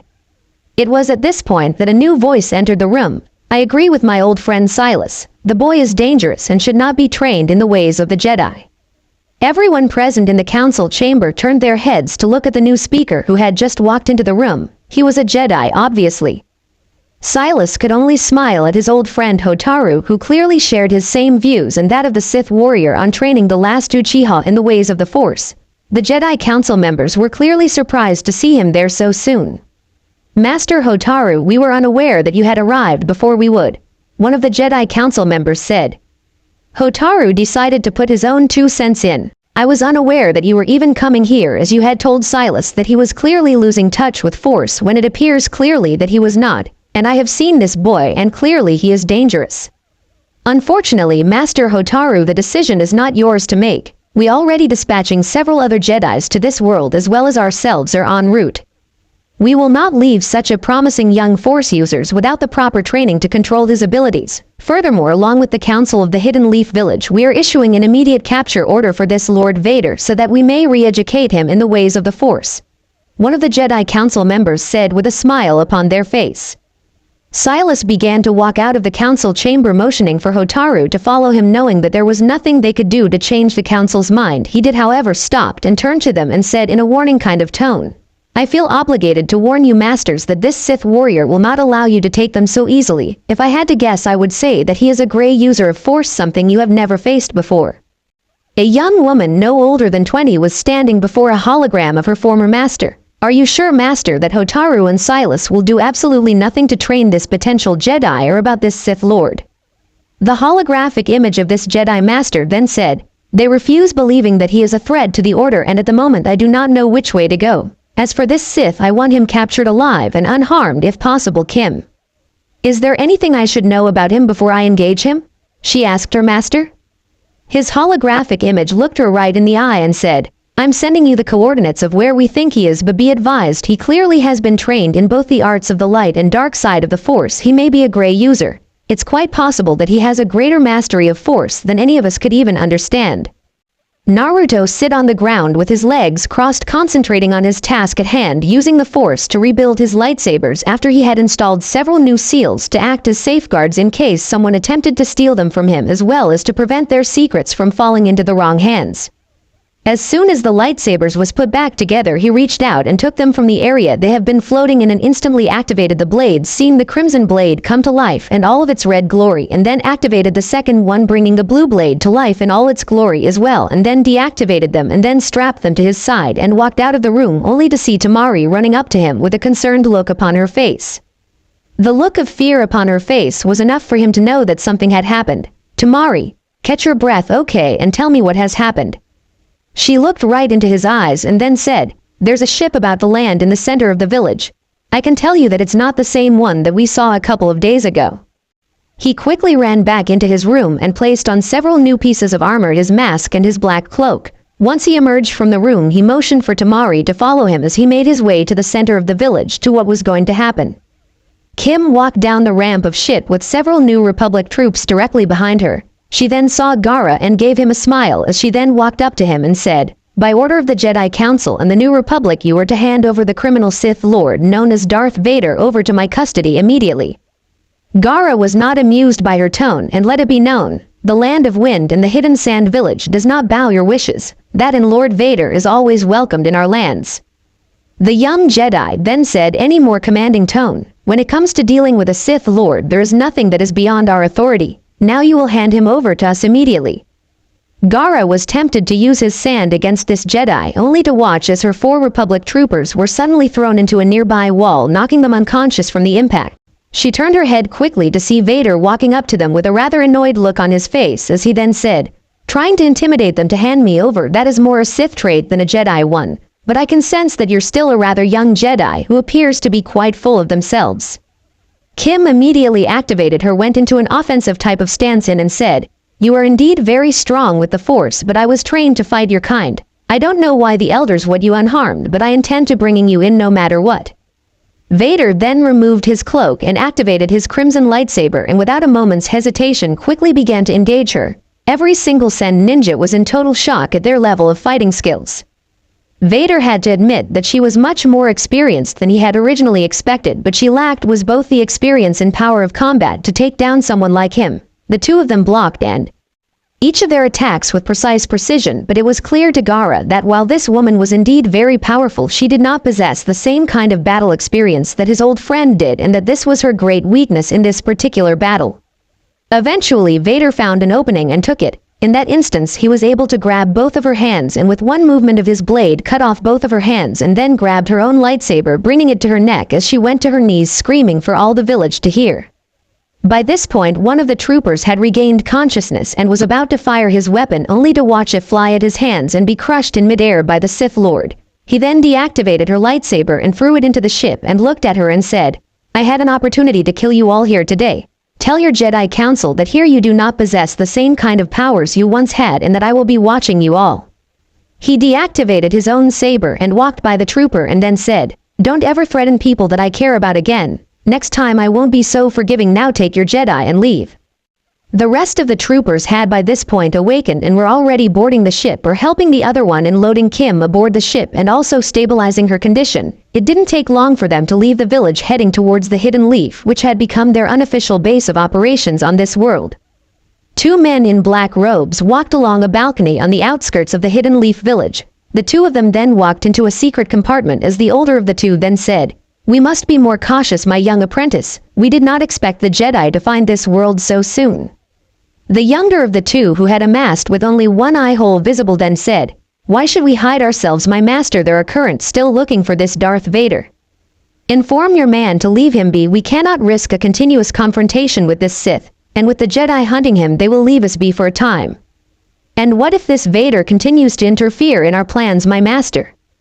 The older gentleman turned to him, revealing that part of his face was bandaged heavily, and then said, Then you will destroy him, my apprentice. Always two there are, a master and an apprentice. I feel that this Sith is indeed very powerful, that his masters are indeed gone, but this will also prove quite useful for us if we can control him. But I fear that he will expose our existence on this world. It is only a matter of time, my apprentice, be prepared. At last we reveal ourselves to the Jedi, and if this Sith interferes with our plans, we will dispose of him as well. The two of them then entered a large room that was built deep inside the mountain. All around them were several dozen containers from ceiling to floor of this large cavern filled with what looked like cloning equipment. Kim was amazed that the medical science and abilities on this world had allowed them to reattach her hands, but she would have permanent scars from her encounter with Darth Vader, even though for the people who had come with her were shocked to see her so easily defeated, as she had clearly given even Master Silas a run for his money. The holographic image of her master looked her over and realized what had been done to her. It was also clear that they had underestimated this Sith, as he had clearly let her live but had also issued a warning that this world was not part of the Republic, and from what Silas had told them, it had taken nearly a week to map the area just so he could find the planet, as it was part of the unknown region of the Outer Rim. I was cocky and arrogant, master. He wasn't trying to fight me at first, and he was trying to send a message. Leave us alone, she said to the holographic image of her master. Silas nodded his head and agreed with her and then spoke. There is something truly amazing about this Sith warrior. We have to first understand that he is a product of this world, and yet I have felt no true evil from him. Kim was surprised by his statement but came to the realization that he was right. However, she then had a question regarding the new possible Jedi. I understand, master. However, I have a question about the Uchiha and who will train him. At that moment, the holographic image of her master then spoke, not hiding his own disappointment in the decision that had been made. I'm afraid that the council has made its decision regarding this young man Kim. Despite my own personal objections, he is to be trained as a Jedi and you are to be his master. Silas had a bad feeling that this decision would lead to disaster in the not-so-distant future. Being mindful of your student young Jedi, his future is very clouded. Naruto and Fu were currently packing their clothes and some supplies for their trip to a secret location where Naruto had been in secret training some of the orphans from the Water Country Civil War in the ways of the Force. After his recent battle with the young Jedi Knight, he had come to the decision that they needed to go into hiding to protect themselves. Gaara walked alongside his friend and fellow host as they walked into the courtyard waiting for their transport to arrive. As they exited the hotel where they had been staying, they came upon a rather unbelievable sight of Uchiha Itachi. Without wasting a second, Naruto ignited his lightsaber and went into a defensive position like the small group of sand ninjas who had come to defend their home. But to all of their amazement, he then spoke. I have left the Akatsuki, Naruto. I have also discovered troubling things about the organization and that they are controlled by the Dark Sith. Everyone, including Naruto, was surprised by his statement and decided to hear him out after almost 20 minutes. Of the hearing, the supposed murderer of the Uchiha clan explained to them everything that had led to his current predicament and the night of his clan's demise, to his discovery that the true leader of the Akatsuki organization was in fact a dark Sith Lord who was determined to capture all of the Jinchuriki for some evil plan, and that they were now planning to destroy the Jedi as well, and what was worse for Itachi, to corrupt his brother, entered into the dark side of the Force. Everyone in the room was shocked to learn the truth about his past and what kind of danger they were all now in. However, it was at this moment that Naruto felt a strong disturbance in the Force directly surrounding Itachi and walked up to him. I can feel it in you. The Force is strong with you, Itachi. If you wish, I can train you to use this ability. To everyone's surprise in the room, the former Anbu captain went to his knees, much as Naruto had done when he had begun his training in the ways of the Force, starting with the dark side. Itachi then spoke with a clear purpose in his voice. I will do whatever you ask of me. Just give me a chance to try to save my brother from himself and put an end to this war before it can begin. I will do all that I can to help you save your brother from himself, but are you ready to stop him if needed? Yes, my master. I will do whatever you ask of me. Naruto then put his hand on Itachi's shoulder, feeling the energy of the Force around them, and then spoke in a deep-sounding voice that none of them had ever heard before. The Force is strong with you indeed. I will not only teach you to find balance and respect for it, I will teach you to protect and heal the innocent.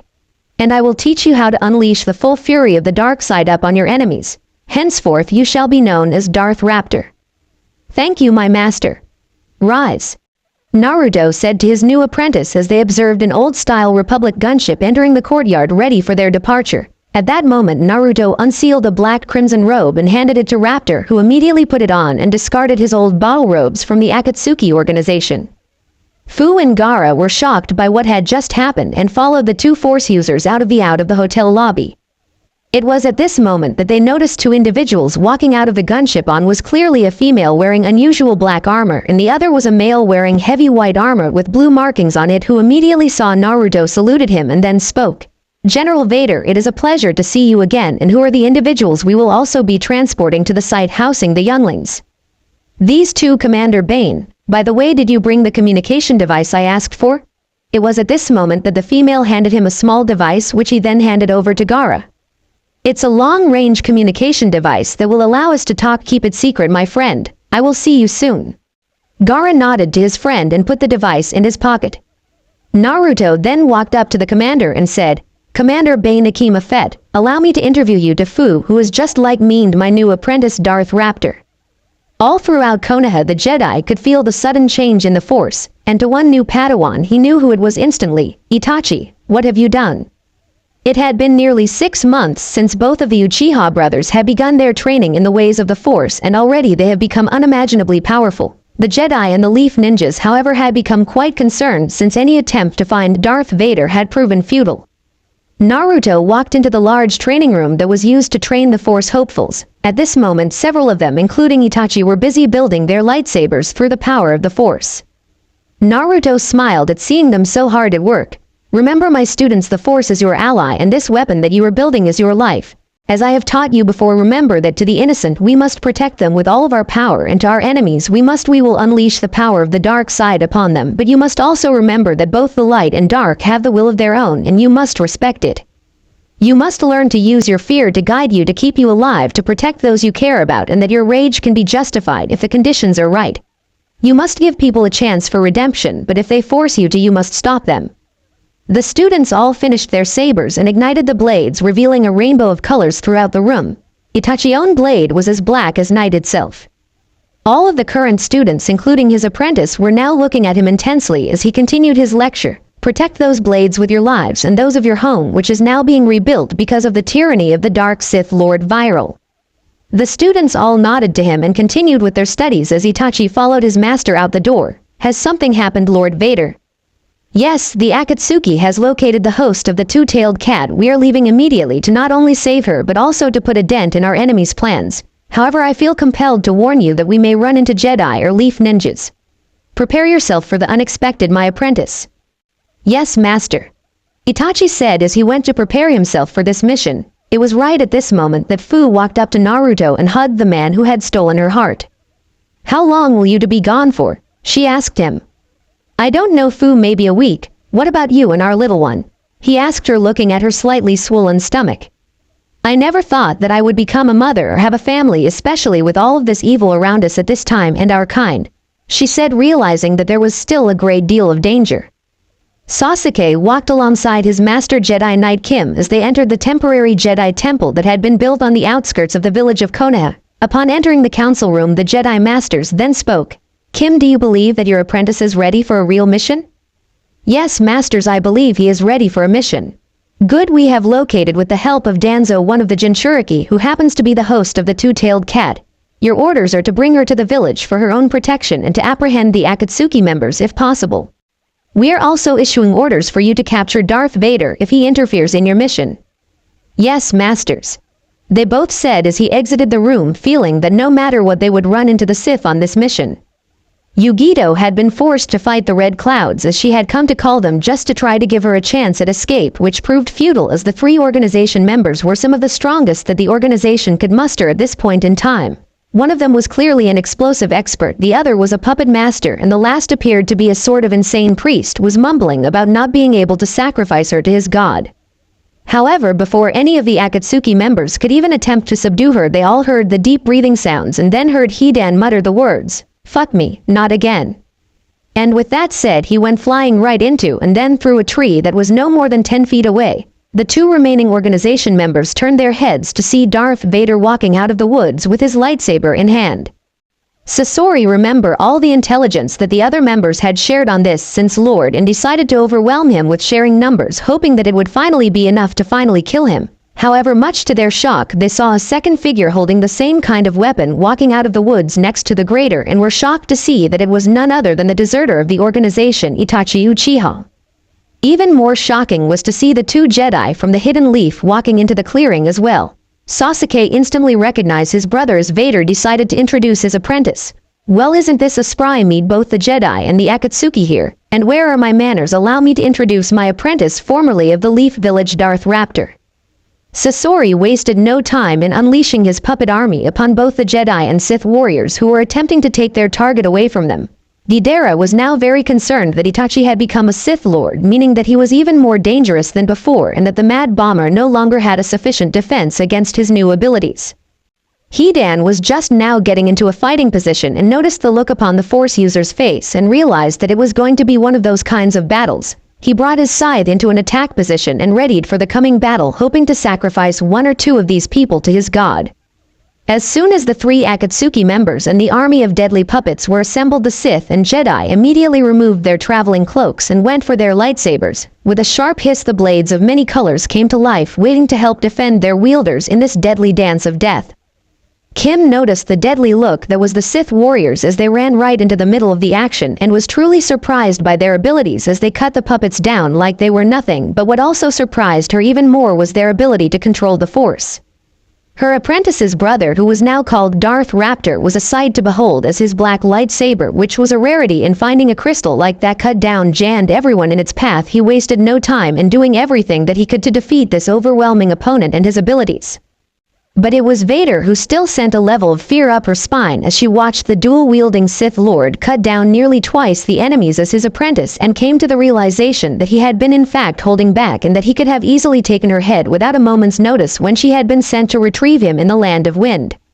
At the same time, the other two main members of the organization they were now fighting went after the two Jedi with extreme prejudice.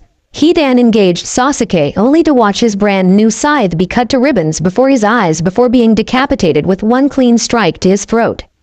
For Kim, it was taking on the strange blonde man who was riding on what looked like a bird made of clay who was throwing strange animal-like creatures that exploded. She came to the realization if it wasn't for her training and years of experience in the Force that she would be dead by this point, as he was becoming a greater threat every second in you that she wasn't going to need much more help to take him down. What surprised her even more was to see that her apprentice was staring at the ensuing battle with his brother with conflicting emotions. "Sasuke, I need your help here right now." To her surprise, he hesitated between helping his master or attempting to take down his brother, but ultimately still decided to help his master, realizing that there was still a chance to capture or kill him later. He then remembered one of his sensei's lessons about how Earth was weak against lightning attacks and realized that the clay bird had a bit of Earth element as well as his bomb-like animals, and knew that they now had a slight advantage and could possibly put this one member out of commission for good. Kim managed to grab a hold of both Deidara and his clay bird thanks to the Force grip, giving Sasuke the chance he needed to put a Chidori right through the missing ninja's chest, ending his threat before it could escalate into a serious conflict with him. However, there was still a massive conflict going on with his partner who was fighting at this moment, the Sith.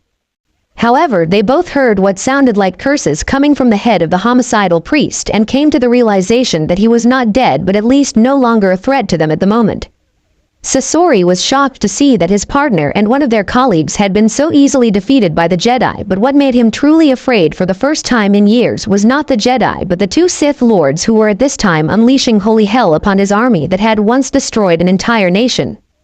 The one known as Darth Vader was truly a sight to behold, both in awe and in absolute fear as he cut down on it after opponent, in many cases able to crush them without even touching them just by moving his hand, and then there was the lightning from his fingertips which came out of nowhere. However, a large number of his puppets had finally surrounded the deadly Sith Lord and was preparing to enter him when he seemed to send you jump into the air, hovering there for a second in what looked like a strange energy source around his body, which then shot outwards, disintegrating many of the puppets upon contact and severely damaging a good many more in the process.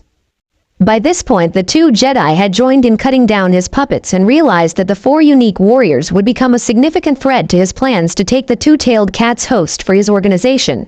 Sasori realized that he had to pull out his trump card that had been given to him by the secret leader of the Akatsuki.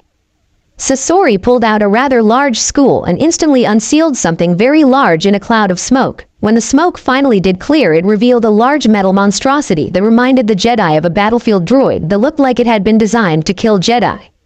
The droid seemed to take one look at Vader and instantly unleashed a powerful energy wave at the Sith Lord, who held out his hand, stopping the energy from destroying him or hitting his apprentice or the Jedi, which forced him back at least a foot.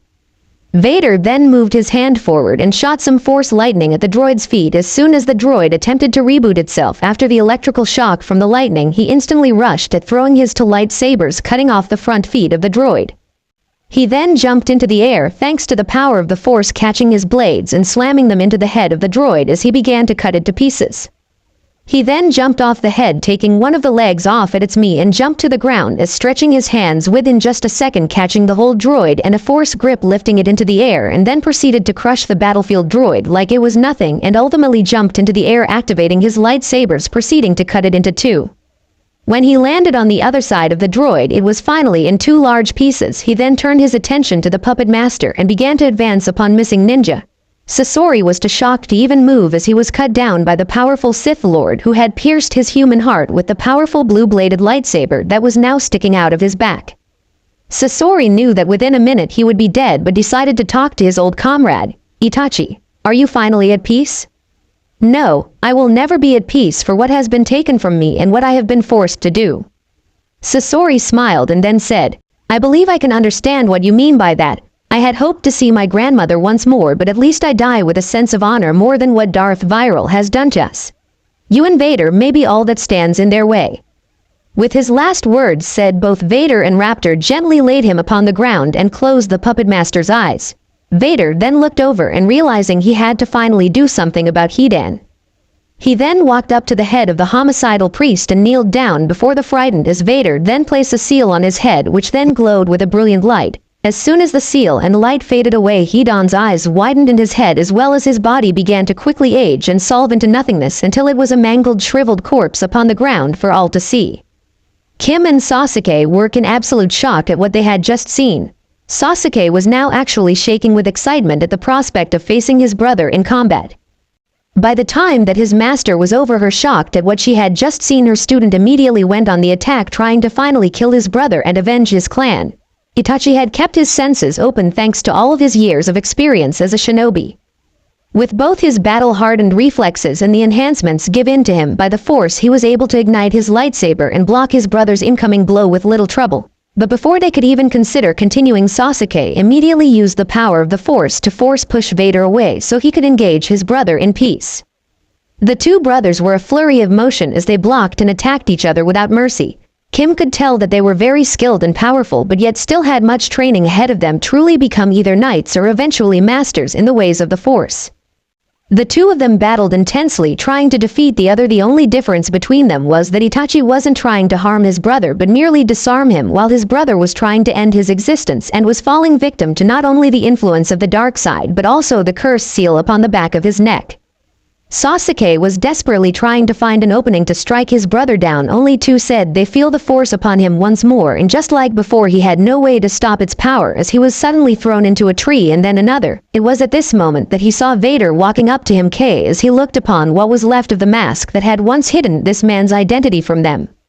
His mask had fallen off due to the damage of the attack that was launched upon him and was now in his other hand severely damaged from the attack he had unleashed upon the Sith Lord. But it was the face of someone he had been desperately trying to find.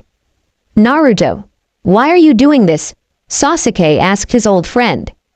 Kim was in total shock that the young man they had been looking for so long was in fact the dangerous Sith Lord Darth Vader, with one final movement of his hands as he knocked out the young Uchiha with the power of the Force.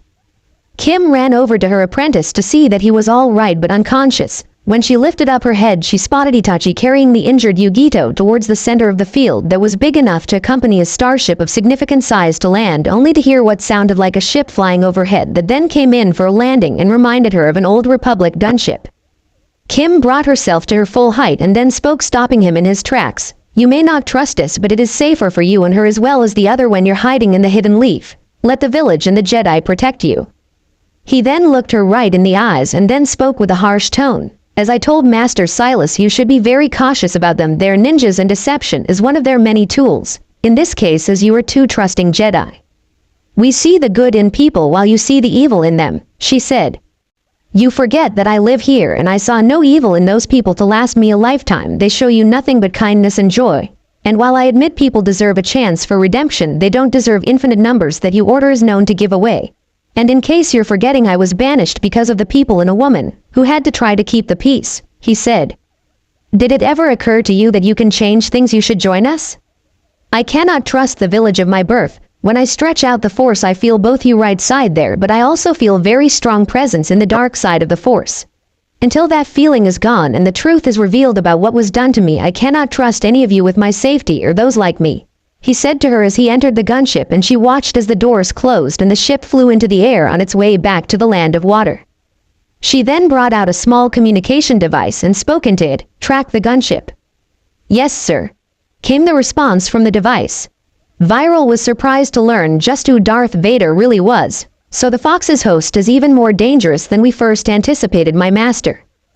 Danzo, who was in fact a powerful dark Sith Lord known as Darth Kronos, who had gone to great lengths to not only influence the village council but also used his abilities not only in the Force but also his stolen Shireen to influence the female Hokage into banishing the Jinchuriki so that his apprentice could easily capture him. What neither of them anticipated was the young boy, now a full-fledged Sith Lord with the abilities of a Jedi Knight at his command, who had in some unknown way brought the greatest enemy the Sith Order had ever known, the Jedi. But luckily the Jedi had proven useful for a change, as they had revealed the location of the new Sith temple on the borders of the Land of Water and knew that there would be at least 2 Jinchuriki that the Hidden Leaf could capture, as well as potential warriors for the Sith Order to use as weapons. And at the same time, thanks to his apprentice, a plan to bring the rest of them running to the Leaf, knowing that there was no way that the Jedi or the new Sith could stop their new master plan. Naruto and Itachi had just exited the gunship on their way back to the Temple of Balance to rest after their exhausting battle with the Akatsuki members and the 2 Jedi who had just recently discovered his true identity as Darth Vader. One of the troopers, who was a lieutenant, watched the man who had helped save the Land of Water from destruction walk into what was once the Temple of the Water but was now the Sith Temple of Balance. As he watched the 2 new Sith Lords enter the temple, he received a call from his small holographic communication device and activated it, bringing to life the image of the Mizukage Mei. The image of the beautiful and dangerous red-headed woman then spoke to the trooper with a clear sense of urgency. Lieutenant, are Lord Vader and Raptor present with you? They have just entered the temple, my lady, he responded to her with great respect in his voice. She nodded her head to him and then spoke in a serious voice that left no room for misunderstanding and also conveyed the seriousness of the situation. I need you to go to the general at once and inform him at once that we have a red cloud type emergency. He'll understand. The trooper nodded to her and then said, It will be done, my lady. The trooper then deactivated the communicator and quickly ran into the temple to deliver the Mizukage's message. Silas Kim, Mavis, and as well as several Jedi Masters now sat in the council room debating what they had just learned. So the boy this entire village has been looking for is in fact Darth Vader. He must be very strong in the Force to be able to hide his presence from us. If he is so strong in the Force, surely he can see being here in this village and joining with us would be the safer course of action, one of the more stubborn Jedi Masters said. Kim decided to share what the new Sith Lord had told her, and that there was more going on than they knew. It's that kind of attitude that he finds absolutely repulsive, and I hate to admit that he might be right about my student. He's giving into the darkness and I don't know if I can save him from it. Then you'll just have to try harder. And that's not all. He stated that we don't know everything, and I have to agree with him. These people, they're masters of deception. They have kept things from us about him. Then there's something he said that caught me off guard. He said there's a chance that the old Sith are here in the village. She said, but then noticed one of the masters was deep in thought. I believe the new Sith speaks the truth. There is no light, no dark side, only Force with them. You cannot be serious. They're Sith. Anything that they say is a lie. One of the more arrogant masters blurted out for all to hear. Silas turned to this master and then spoke in a tone that made his intentions quite clear on this subject. And yet you forget that the current person in charge of this military village is one of the people who tried to turn this Sith warrior into a weapon for his own purposes. And let us not forget that the fact that the former Hokage is mysteriously in a coma by unknown means, with him now in power and demanding things of the Jedi Order. What none of them realized was that Sasuke was currently standing outside the room listening into their conversation. All the last Uchiha could do was listen and come to terms with what he was hearing as the conversation continued. Silas then spoke once more to everyone in the room, making his position quite clear on this matter. This new Hokage has not earned one bit of our trust, and what is worse, he continues to demand things of us. For the moment, we must keep the location of the Sith temple hidden until we know his true intentions, and what the new Sith have said must be taken seriously. Kim nodded her head and then said, I agree with Master Silas. We have heard rumors of other Sith being on this world other than the ones we know are already here. The masters who had let their arrogance take hold looked at each other and then realized the logic and wisdom in their words and agreed upon this course of action as well. Very well, Silas. We will leave the investigation in your hands for the time being. The Old Republic gunship flew directly into a large courtyard that had been prepared for ships like it in the Hidden Mist village. As soon as the ship had the door opened to reveal the two Sith lords, who immediately disembarked from their transportation and were met by none other than Akima Fett, who quickly motioned for them to follow her into the Cage Mansion to start the emergency meeting that Mei had called for. Naruto, Akima, and Itachi had just walked into the war room and bowed to the Mizukage Mei as she then motioned for them to enter and then began to speak to them. Sorry to interrupt you both from your much-deserved rest, but we have an urgent matter to attend to and we're running out of time. One of the troopers, a captain, walked up to them holding a map of the Hidden Rain village and then began to speak for all to hear as he gave his report on this emergency. Lord Vader, Lord Raptor, I appreciate you arrived so soon. The news I have may be our only chance to avenge our fallen, as we have discovered the location of the Akatsuki leader as well as several members, and we must move fast. Naruto took on a serious expression as he then said, Akima, prepare your best Mandalorians for combat, as we are going to take on one of the Dark Sith as well as hopefully finish off the Red Clouds once and for all. Mei could tell that the Sith Lord of Balance was now dead set on heading to the Land of Rain to end their mutual enemy's life once and for all, but knew that he had to know one more thing before his departure. She quickly walked up to him and put her hand on his shoulder and then spoke calmly to him with a sense of urgency in her voice. There's something else you need to know, Naruto. He looked her right in the eyes as she then said, Tsunade has been removed from the position of Hokage and has been replaced by the old warhawk Danzo. She's in some form of a coma. We don't know what's going to happen to her. Itachi knew that look upon his master's face and instantly knew that they were going to be quite busy this day. Danzo faced the window of the Hokage's office, concentrating on his connection to the Force as the door opened, revealing the Jedi in training of one Uchiha Sasuke. The old man sensed his presence and smiled as he turned to Sasuke and spoke, Master Uchiha, what do I owe the pleasure of your visit? The Jedi have decided to keep the village in the dark about the location of my old teammate. I feel so conflicted, and I believe that they do not trust anymore Lord Hokage. Danzo sat down in his chair and looked the young man in the eyes and then said, It is upsetting to me that after all this time that they cannot trust you and that they show no real interest in helping us stop the threat of the Akatsuki once and for all. Sasuke could not help but feel that the new Hokage was right about everything. I managed to learn the location of the Sith temple, and if what they were talking about is any indication, the other Jinchuriki and may also be present, but what should I do? Are you not still one of my shinobi? He asked him. Yes, Lord Hokage, I still am.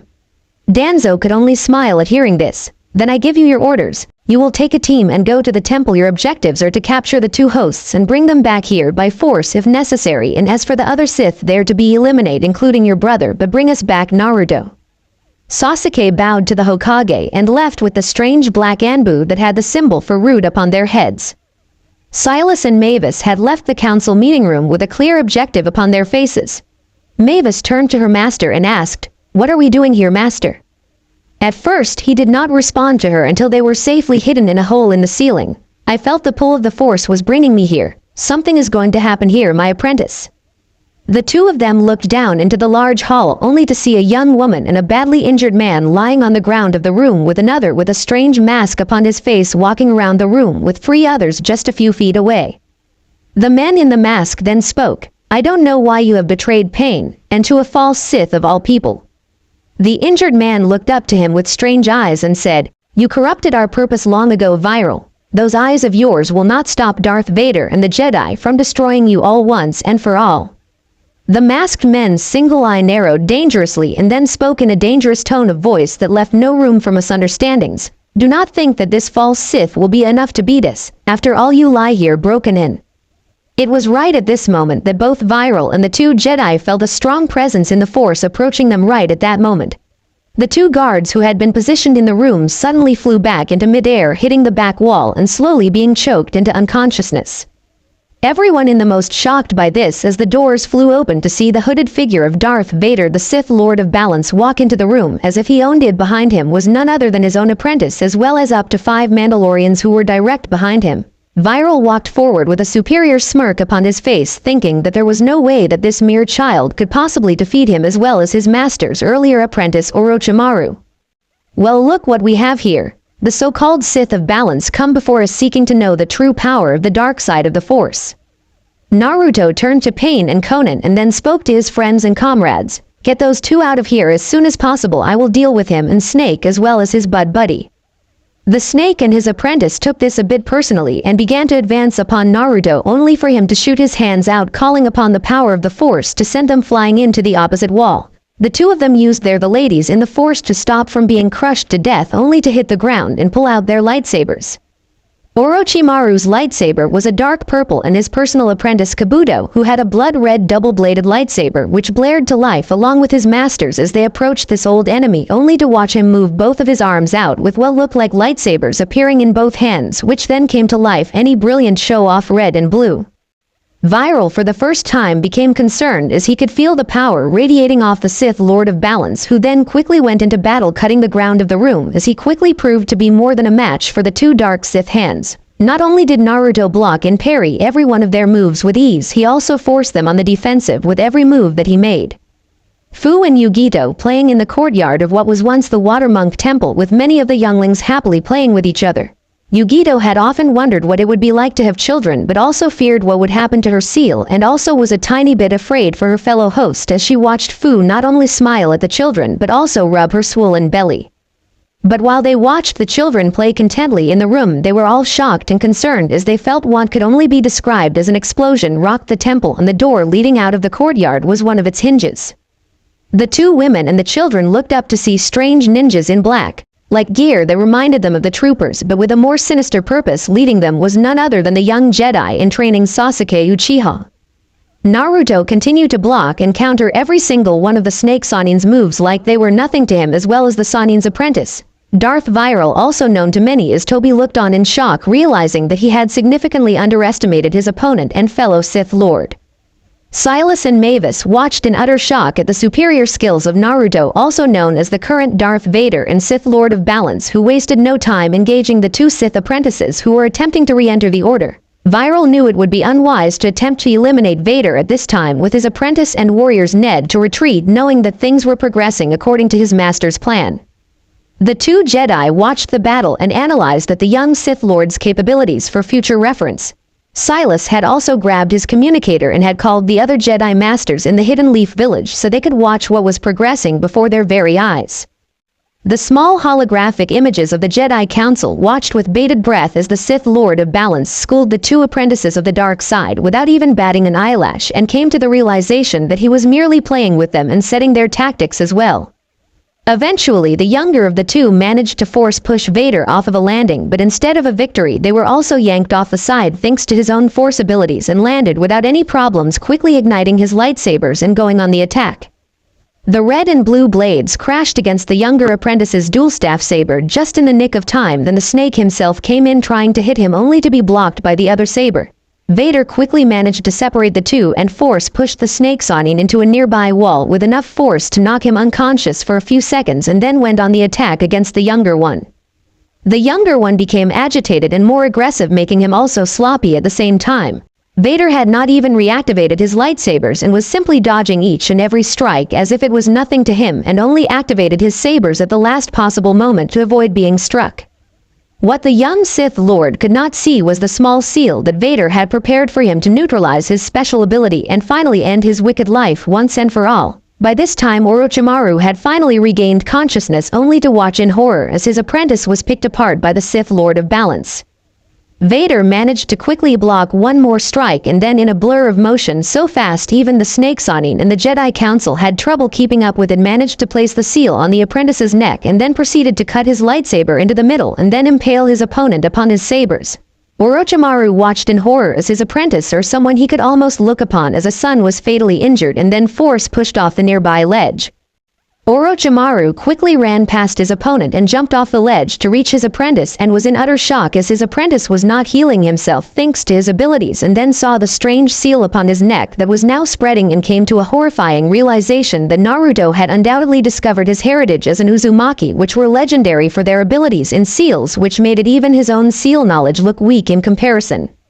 While he could begin to understand most of the seals working, he realized that it was far more advanced than he had ever thought possible, and the only person he knew they could even begin to make heads or tails of this seal would be his old teammate Jiraiya, who had undoubtedly helped the Sith Lord along his way to power. Kabuto could feel his body slowly breaking down as he was unable to heal himself and looked into his master's eyes. "Master, I am an unworthy apprentice. I'm not like you, I never was." Naruto then walked over to the edge and spoke so the Sannin could hear him. "You have forgotten the first and only reality of the dark Sith Orochimaru. There can only be two, a master and an apprentice." The snake Sannin had become truly enraged as he listened to the young Sith master speak, "And judging by what I see, you are no longer his apprentice and you have been replaced." Orochimaru grabbed one of the other pieces of Kabuto's broken lightsaber and went on the attack. The two Sith engaged in a tremendous battle of wits and knowledge of the Force. While the Sannin was proving to be more of a challenge than his apprentice, it was clear that Vader's experience and knowledge of the Force was greater than the snake's, and then eventually found an opening and managed to disarm him. He then quickly force-grabbed the Sannin and began to slam into various objects like the wall and floor. Orochimaru looked up into the eyes of Vader and began to plead, "Please show mercy. Like you showed mercy to all those people who pleaded to you to spare them." He then shot some force lightning at the snake, only to watch him dissolve into mud. He looked up to see the snake running away as fast as possible. By this point, two of the Mandalorians had come running into the room and began firing at the snake Sannin, hoping to hit him in the process. The Mandalorians were just about to fly off after him but were stopped by Vader. "Let him go. He may be at a Jedi Knight's level, but he is a master shinobi, and I will not have you risking your lives to take him down and be killed in the process." They nodded to him and started down as he motioned for them to follow him into the main room where his battle had begun. The two Jedi remained in their hiding place holding the communicator, recording and transmitting the events that had just occurred, only to watch him stick out his hand towards them, calling upon the Force to yank the communicator out of Silas's hand. Without much effort, Vader caught it and held it so he could look at the shocked faces of the Jedi Council and said to them, "You Jedi think you are superior to everything and everyone, and yet here I am doing the dirty work for you, and the only Jedi that I would even remotely trust is the one you send to spy on us. So I will give you this simple advice. If I were you, I would take it to heart. If I were you, leave us alone and attend to your own problems, and if I were you, I find out the truth about your gracious hosts, and don't worry, I won't harm your Jedis." Then, to everyone's surprise, he crushed the communicator in his bare hand and then turned to the two Jedi and then said, "You hidden your presence from me quite well, Silas, but your apprentice here still has much to learn." Silas and Mavis then jumped down and revealed themselves to the Sith Lord of Balance and his Mandalorian's allies, who instantly went into a defensive pattern, only to stand down as Vader motioned for them to stop and walked forward before the two Jedi as Silas then spoke. "You want something from us, but what?" "I want to know your intentions and that of your order. The fact that you are in such a friendly relationship with the Hidden Leaf does not help matters either." Silas had to admit to himself what the Sith had said was not far from what he himself had been feeling, and then said, "I cannot say about the Jedi Order and the Hidden Leaf, but for myself and my apprentice we are keeping an open mind. I hope you are as well." "Perhaps, but even I will admit that I am overly cautious when it comes to dealing with the Hidden Leaf, but one can hope," Naruto said. Before any of them could say another word, they felt a disturbance in the Force very strong that it physically affected all the Force users in the room. The Mandalorians now stood ready for whatever orders Naruto might give them as he then spoke in a commanding voice. "Everyone back to the ship now. We're heading back to the temple." Silas immediately knew that something terrible had happened and quickly made a decision. "We are coming with you." The two Jedi were surprised as everyone turned to look at them. "Why should we trust you?" "I wish to know what is going on as well, and if the Jedi Council was involved. After all, I'm not a member," Silas said to them. Naruto motioned for them to follow him as they left the Rain Tower en route back to the Land of Water. The Jedi Council and the Hokage were in his office watching the recording of the two Sith's battle and were shocked to say the least. However, the current Hokage Danzo was not happy to hear Naruto giving the Jedi some much-needed advice. The fact that he also crushed the communicator too, and the conversation was also a clear message that he meant business from now on. One of the Jedi Council members then spoke for all. "It is right. The dark side of the Force is deepening here in the Hidden Leaf. Danzo had to put up with the Jedi Masters like this and realized that they would become an even greater problem in the future for him. He then spoke in an older voice than normal. Master Jedi, how do you know that he is not trying to distract or perhaps divide us so that we are easier to conquer in the long run? Then why, Lord Hokage, has he not taken any form of revenge on this village for the supposedly many things that happened to him here? Said one of the more cautious Jedi Masters, who looked Danzo right in the eye with suspicion about his true motives in this matter. However, right at this moment, Sasuke Uchiha entered the Hokage's office, not noticing the assembled Jedi Council members at the time, and began his report to the current leader of the Hidden Leaf Village. Lord Hokage, the mission to capture the 2 and 7 Tails hosts was successful, as well as the secondary objective of eliminating as many Sith warriors as possible. However, I was unable to capture my old teammate as he was not present along with my brother. Kim quickly grabbed her apprentice by the arm and forced him to face her as she then said, Sasuke, what have you done? The ships that had left the Rain Village quickly landed and offloaded its passengers, who then proceeded to run to the temple, only to observe the amount of carnage and destruction that had been done to the temple and its young inhabitants. Silas and Mavis immediately entered the temple right behind the 2 Sith and the Mandalorians, only to come face to face with the devastation that had been caused here. Silas and then examined one of the bodies and discovered that the young one had been killed by ninja weapons, until he looked at one of the next victims and was shocked by what he saw, as well as his apprentice, who could not believe what she was seeing. By the Force Master, is that what I think it is? The look upon his face told her all she needed to know as he then spoke. Most of them have been killed by the shinobi who invaded this temple. However, I recognize these wounds. They were created by a lightsaber. And since we saw the majority of the Sith in battle with Lord Vader, I believe it was done by a Jedi.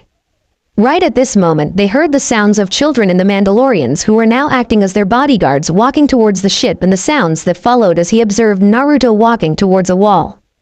Silas then walked forward and observed a holographic recording system and realized that something else had happened here that had the young Sith on edge. Naruto, those recordings will undoubtedly hold the answers you seek, but they will also hold a great deal of pain as well. Are you sure you wish to see this? Naruto then looked him in the eyes and then said, I have to know what happened, and besides I must know what happened here to those like me that were here for protection. It was at this point that Itachi walked up and also begins to watch the recordings, and what he saw scared him beyond belief. It can't be, it just can't be him. Naruto turned to his apprentice and said in a comforting voice, I am sorry, my apprentice, but it is.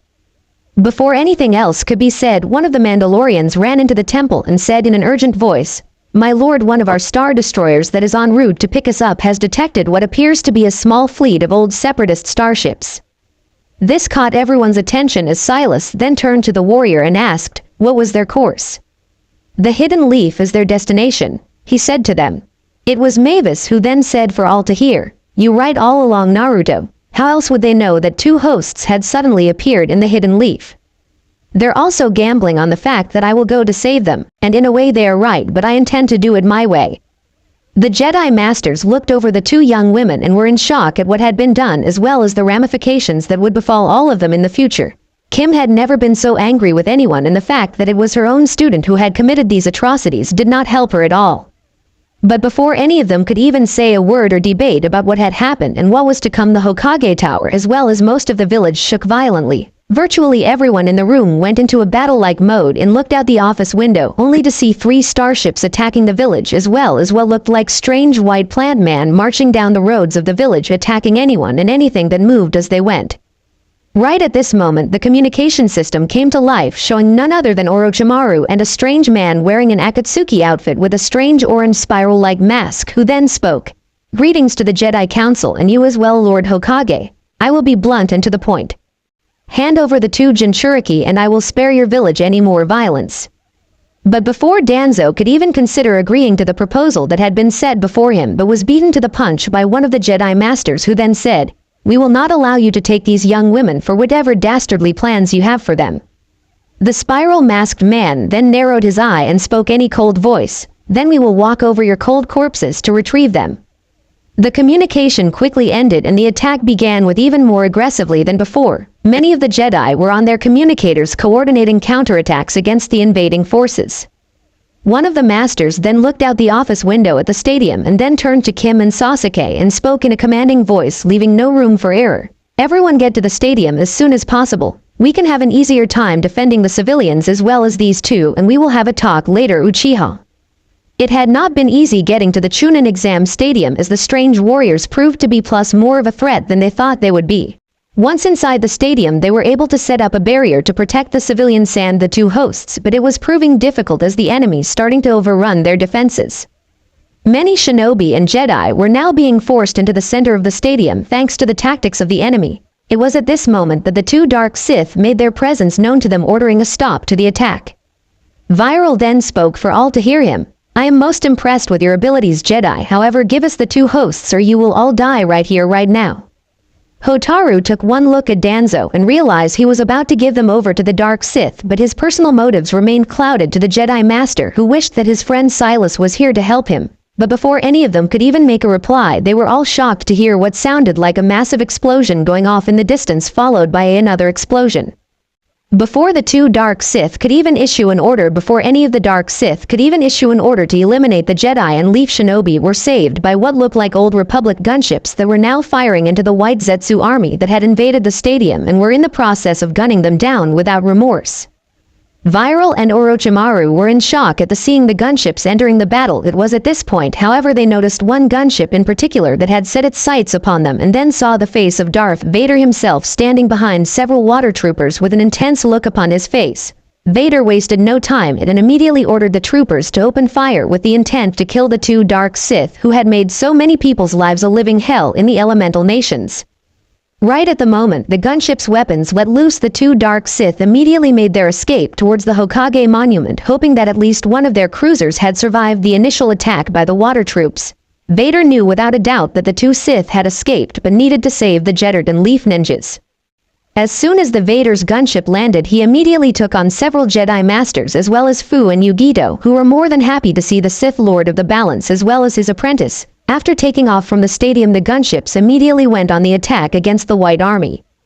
One of the older members of the council and someone who had shared Silas' personal feelings about many things turned to him and Vader and said, "If the two dark Sith escape, not only this village but world, this war may never end, as they will rally many to their side." "I agree with you, Master Jedi.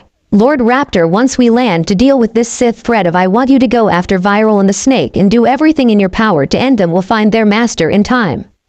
"Yes, Master, I understand," he said to Vader, and then observed Fu with a frightful look upon her face as she then took a hold of his arm and said, "Don't you to die on us, okay?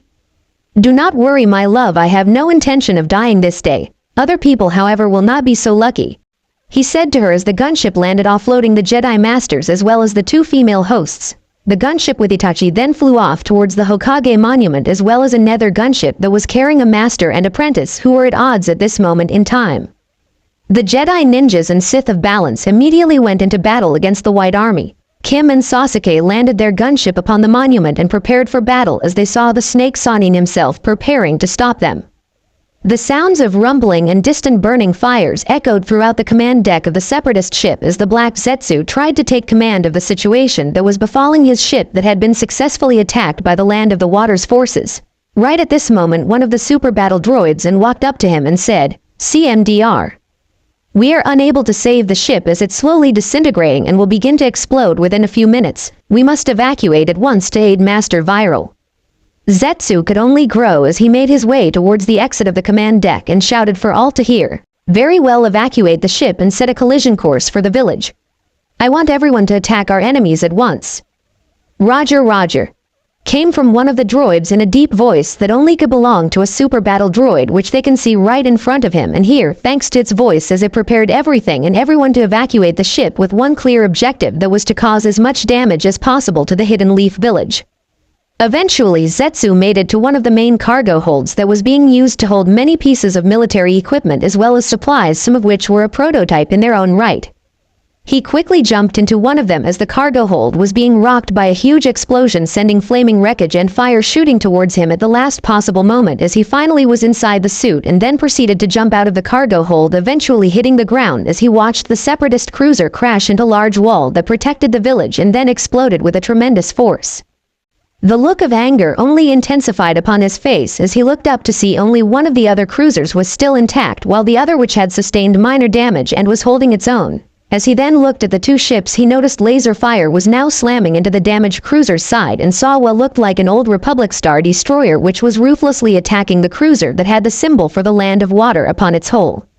Zetsu watched the battle happening overhead with a sense of hatred that everything the organization had planned was being undone thanks to that Nine-Tails host. He quickly turned to the rest of his clones and the droids and motioned for them to follow him into the heart of the village. Mavis and several other Jedi walked alongside Naruto as they entered the battle to save the Hidden Leaf village from certain destruction. She then watched him ignite his twin lightsabers and then proceeded to engage the enemy forces with every ounce of his being.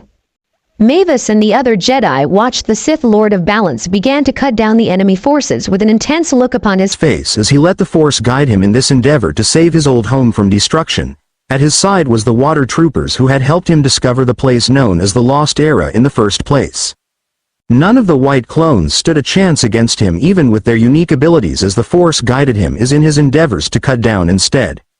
Right at that moment, as well as a small troop transport was seen flying through the area when a droid tank shot around, hitting it in the side, sending it flying into a nearby building and then hitting the ground hard in front of them. Right at that moment the forward door opened, revealing several mist ninjas and water troopers. The new warriors opened fire with everything they had, which consisted of everything from blaster fire to ninjutsu raining down upon the white clone army and its droid counterpart, plus the presence of the Jedi and Sith of Balance began to turn the tide of battle. Naruto easily showed his mastery of the Force in this battle as he coolly and calmly fought with an efficiency few Jedi possessed in this day and age, but also the ruthlessness of the Sith and their desire to eliminate as many enemies as possible, and yet he did not go into a battle craze that ended innocent lives as he many times defended civilians, even though they could tell he wanted nothing more than to punish some of them for what they had done to him so long ago. At the same time he also directed his own personal battalion of the water troopers, which had white armor with blue and orange markings upon them, including the designation 501 upon their armor, and from the looks of things they were all veterans. Eventually Zetsu entered to battle with his mechanized battle suit and took one look at the Nine-Tails host, now known as Lord Vader, with a look of disdain upon what was left of his unique face. The two of them locked eyes and literally charged at each other, weapons at the ready. The Jedis watched in shock as this young man would have suffered so greatly was literally cutting apart something that would give them significant problems. Eventually the suit had sustained so much damage that Zetsu had no choice but to abandon his mechanized terror and retreat from the battle, knowing that this particular battle was lost but not the war. The Sith Lord looked at the hulking remain as the strange white plant-like man began to flee, letting his soldiers pierce to buy him the time needed to escape. Vader let out a small roar as he then decapitated a droid with a simple swipe of his lightsaber. He then began to feel in the Force's strong presence telling him that something bad was going to happen. He then turned to Silas and noticed that the Jedi Master had much the same look upon his face. He then turned to one of the troopers and spoke, "CMDR. We need a transport right now."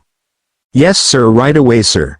Silas then walked up to the Sith Lord of Balance, knowing that they were about to engage in a battle like no other. The small transport carrying Sasuke and Kim eventually landed on the mountain. Noticing the presence of the Snake Sage and their primary target, the two of them advanced slowly as the snake then brought out his twin-bladed lightsaber and felt like taunting them a bit.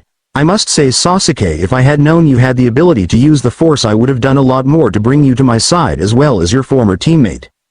Sasuke for the most part had taken the bait and was letting his emotions control him. "Two of you are going to pay for all the Jedi and ninja you killed today." Kim, realizing what was going to happen, tried to calm her apprentice down and develop a battle strategy. "We need to take him together and then go after the Sith Lord. I will go in from the right, you go in from the them now," he shouted as he began to run at the Snake Sage, only to receive a dose of Force lightning to his body, which then began to send him one part of the area to another until he finally collapsed with his Jedi robes smoking from the attack. Orochimaru was impressed that he had pulled off this little feat, but also disappointed in the boy's progress as he was still too headstrong, and decided to talk the teacher and tested his skills even further. "As you can see, my skills in the Force exceed my apprentices that Vader destroyed. Now back down." To elaborate his point, he then shot Force lightning at her, which she then blocked with her lightsaber, having to admit that there was an extreme amount of force trying to hold back the attack even with her experience. "I don't think so, traitor." The snake took this as an invitation and ignited a weapon at both ends as the two of them dueled to see who was better. The snake continued to taunt her, hoping a reaction. "I expected that Sasuke's new teacher would be far more skilled than this."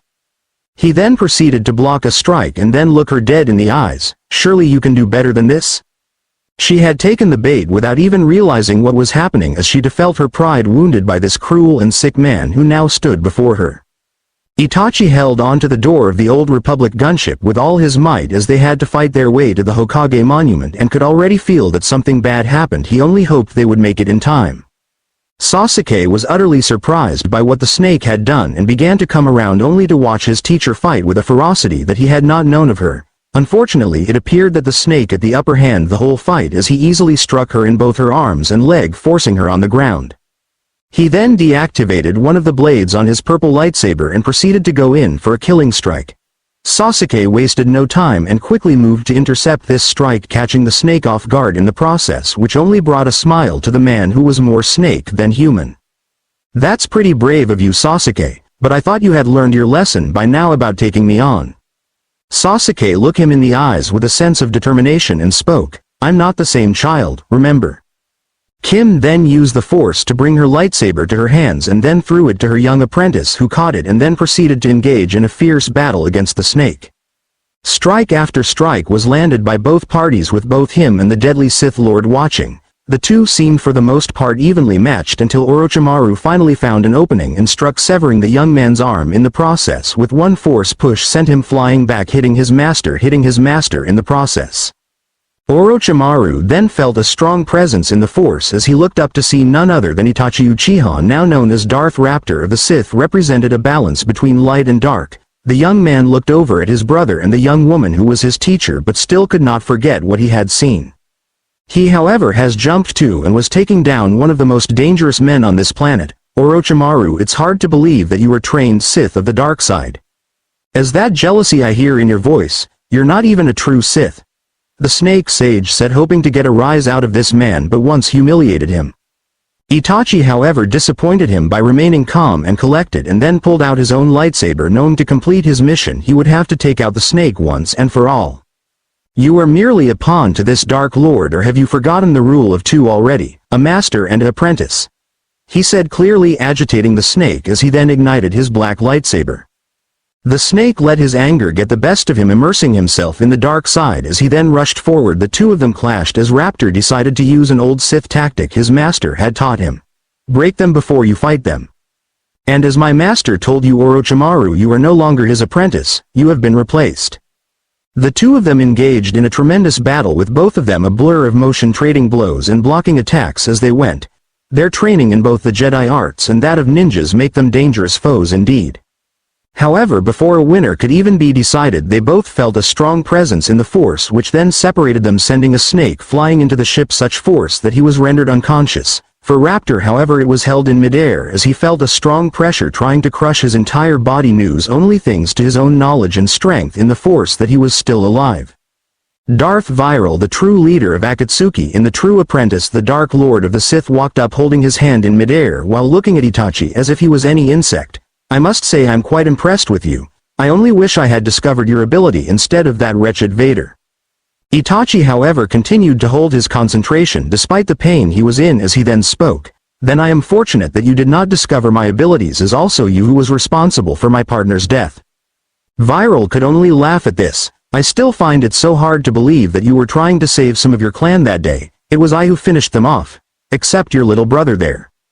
I know what you did to my master. I may not know who you are, but he will stop you." As one visible eye of Darth Viral narrowed with anger as he suddenly felt a strong presence in the force. But unlike the last time he felt it, it was stronger, and there was another right beside, and without warning he was sent flying right into the hull of the ship. He then watched as Darth Vader gently lowered his apprentice to the ground with great care.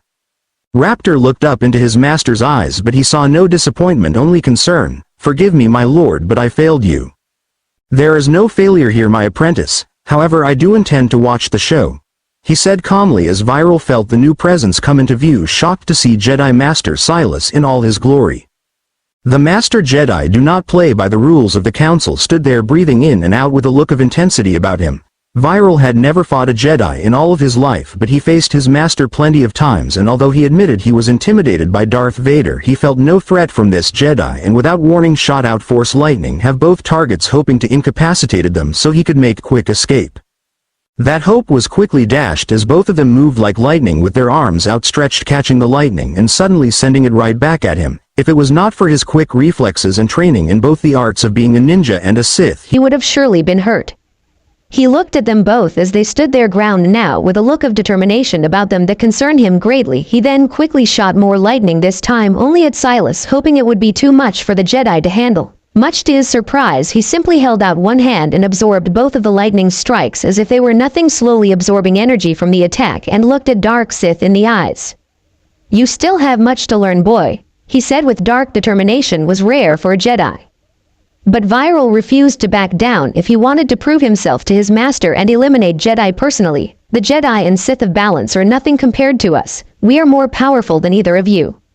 With that said, he then began to throw objects ranging from everything from simple rock to an entire tree at the two Force users, hoping to rip them apart in the process. Unfortunately, each one of them simply moved their hands and began to deflect each attempt, shocking the Dark Sith in the process.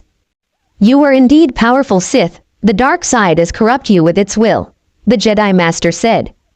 Darth Viral narrowed his one good eye and then produced his own lure. Itself was jet black with the red markings here and there about it. He then activated the red blade and stared down the Jedi Master as the two of them quickly began to duel. Each maneuver was furious and accurate as they proceeded to block and parried and try to strike each other down in instant. Viral had never encountered about all like this and noticed that Vader was not interfering as he merely watched, standing guard in case anything tried to threaten the injured Jedi and his apprentice. Kim had honestly never expected Master Silas to be this powerful, and what she had seen the Sith Lord of Balance do as well only made her more concerned about just how powerful he really was and what kind of retaliation he might take upon her student what he had done. Two of them were blur of movement, with each one doing everything they could to try to land to strike. They would use any object to send themselves flying into the air while the battle. However, it was clear that Viral was becoming less effective as the battle raged on. Silas simply parried and then blocked hard one of the Dark Sith's attacks and spoke, "You have fought well, warrior, now surrender." But Viral simply smiled behind his mask as he pushed the Jedi Master away with the Force. Unfortunately, the old man only went about 10 feet away. "No, Master Jedi, this is only the beginning."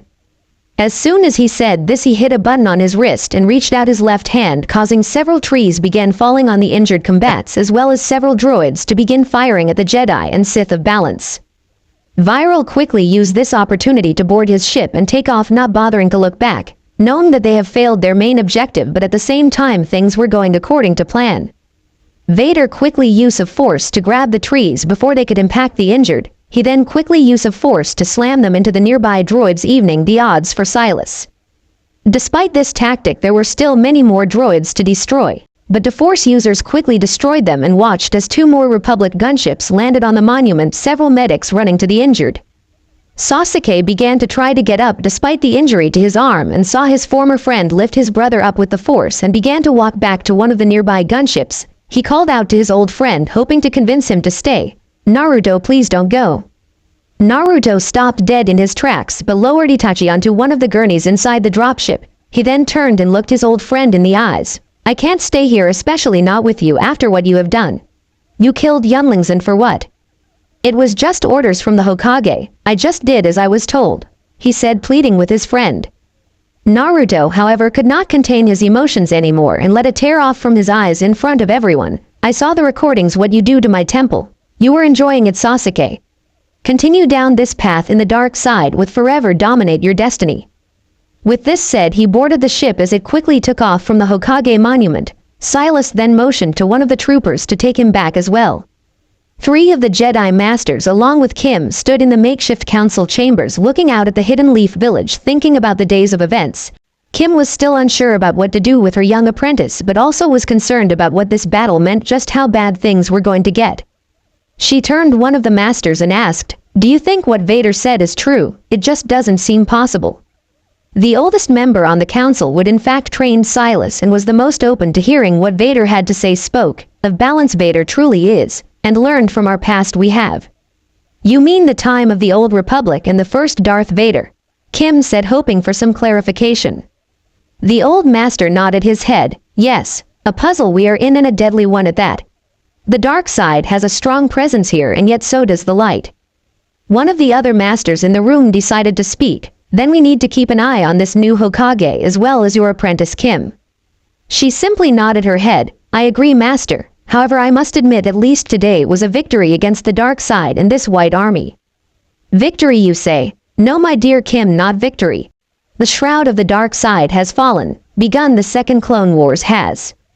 Danzo now stood on a balcony overlooking his secret project, which had been codenamed Seed. His most powerful opportunities had been used to create this clone army with technology he said been taken from Orochimaru's secret labs in the Hidden Leaf. But the truth was the traitor had built them for his master before he had been discovered by the late third Hokage. Now a totally obedient army stood before him. With his apprentice in hands guiding this war, he would first take over this world and then spread to the stars like a plague. He had already ordered some of his troops to take the Old Republic destroyers and claim them as his own, as he could see the 4 ships in the background. However, right this moment, he and the clan heads of the village as well as the civilian council were interrupted by a young ninja running in with terrible news. My lord, Lady Tsunade and several Jedi are missing, and plus we have no news from the forces you sent to capture those strange ships. Right at that moment they heard rumbling as 4 destroyers began to lift off the ground. The Imperial March theme begins to play in the background. Danzo, thanks to his years as a ninja and a Sith Lord, looked at one of the ships and could just make out the image of Darth Vader looking out the window, then proceeded to give him the middle finger. Love theme between Anakin and Padme's wedding theme from the end of the movie starts playing. Naruto turned away from the window and looked at the still figure of Tsunade was being treated by many medics. He then turned and walked over to Fu, was currently in a bed as well being checked over by the doctors and medical droids. She then placed a hand on her swollen and looked her in the eyes with a loving expression despite what terrors would come. The two of them and looked out the window as the 4 Old Republic Star Destroyers sailed through the sky illuminated by a beautiful sunset. The island known as the Lost Era, the village of Kide. The sound of birds could be heard as the villagers of Kide went about their daily lives. Every single one of them, nearly 15,000 people who were the descendants of those who had survived the crash landing of the great Star Destroyers from the last days of the Clone Wars, called this place home. One part of the island was lush and green, full with many trees that kept their small village well hidden from many of the more dangerous inhabitants of this planet, despite being of the same race in many cases. The other part of the island was a barren wasteland of sand littered with the remains of many ships that had once sailed the great vastness of space as if it was an ocean. But because of this unique planet, trying to leave was harder than it sounded, and all attempts to call for help and failed. Only a select few people knew what they were doing could come and go. Only a few people were not native to the village even knew about his existence. One of those villages had been destroyed not more than 20 years ago, all because people fear their great power in the art of seals. For the moment everything was peaceful, but an instant that peacefulness was shattered as many ninja of the land of water who were loyal to their kage and daimyo and believed without question that anyone who was different or possess a bloodline deserves nothing but death and to be cleansed from this world. And this pathetic excuse of the village was now at the top of their list. But many of the people, simple farmers or even parents, to simply watching their children grow up, quickly reacted, running further into the village hoping that the trees would provide some protection. Many others who had continued the warrior ways quickly donned what pieces of armor have been saved down their family line and picking up as many blasters as they could began to return fire upon their tormentors. The mist ninjas were at first taken back along with their samurai counterparts at the fierceness that only a few of these warriors seemed to possess, as well as their tactics that were absolutely top-notch. The leader of the group became quite discouraged with what was happening and quickly went through several sets of hand seals which even slammed into the ground, shouting word out they had never heard before. At first the water forces are being pushed back, but then in a large cloud of smoke from the leader a large crocodile then appeared with a huge battle axe upon its back, then appeared and began to advance upon the defenders with a ruthlessness they had never seen before. Even the last remaining member of the Jedi who had once led their ancestors into battle to save the Republic was forced to fall back as their blasters' shots only made the creature angrier. Everything seemed lost to them. However, they quickly heard a noise and was surprised to see what looked like an Old Republic jump ship firing into the water troops, which took everyone by surprise. It was as if their ancestors and the Jedi had returned from the graves and the Force to defend them. Escaped the troops enough time to get another group of civilians out of the way. However, it was not enough to stop the creature as it continued to advance upon them. Just then an even more high-pitched sound was heard as a black and dark orange Jedi starfighter in the last days the war came flying overhead, shooting its turbo lasers directly into the creature's face, which was then followed by at least 3 high-yield torpedoes, which then proceeded to rip the creature's back open, ending its life as one of his arms was blown off by the force of the explosions, landing not far from the water leader himself, catching everyone by surprise. The sound of the fighter returned to, as well as another sound of something hitting the ground. By this point the large crocodile then began to fall forward, causing even more shocking awe as it crushed many of the water troops upon impact. The leader, however, was still very much alive and unharmed, and then took one look at the civilians and their protectors and began to advance upon, only to be stopped by the feeling of dread gripped Yukon. However, the civilians felt calm and peace. When the leader turned around and came face to face with the young man no older than 14 years of age, with spiky blonde hair and what appeared to be whisker-like birthmarks upon his cheeks, however, it was his eyes that can't believe his attention as well as much of his appearance. The young man had no shirt on, yet he had strange pieces of armor on each hand up to his elbow. Your set of black pants that were loosed, incomparable, yet provided a great deal of protection. But for the leader it was his eyes that were the most disturbing. One was the deepest blue that rivaled the oceans themselves, and the other half in layer of red with most sticking of yellow about it. The Jedi would have never been able to complete his training because the only survivor had never completed his own. Looks on in shock as he spoke for everyone to hear. The masters of the Force, both light and dark, have chosen then their new champion. The gray user has returned to balance force once more. Behind the young man stepped up a small group of warriors. One was clad in white and blue armor that had been passed down her family line from her ancestor Rex. Another was clad in armor that was as black as night and a dark green with hints of red about it. The young man moved his wrist and 2 cylinders then appeared in his hands, with a single motion blades made of light, one red and another blue, sprung to life.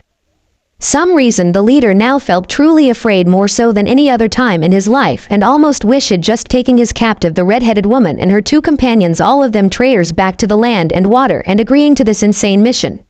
The end. I hope you enjoyed this episode. Remember to subscribe and like this video. See you in the next video.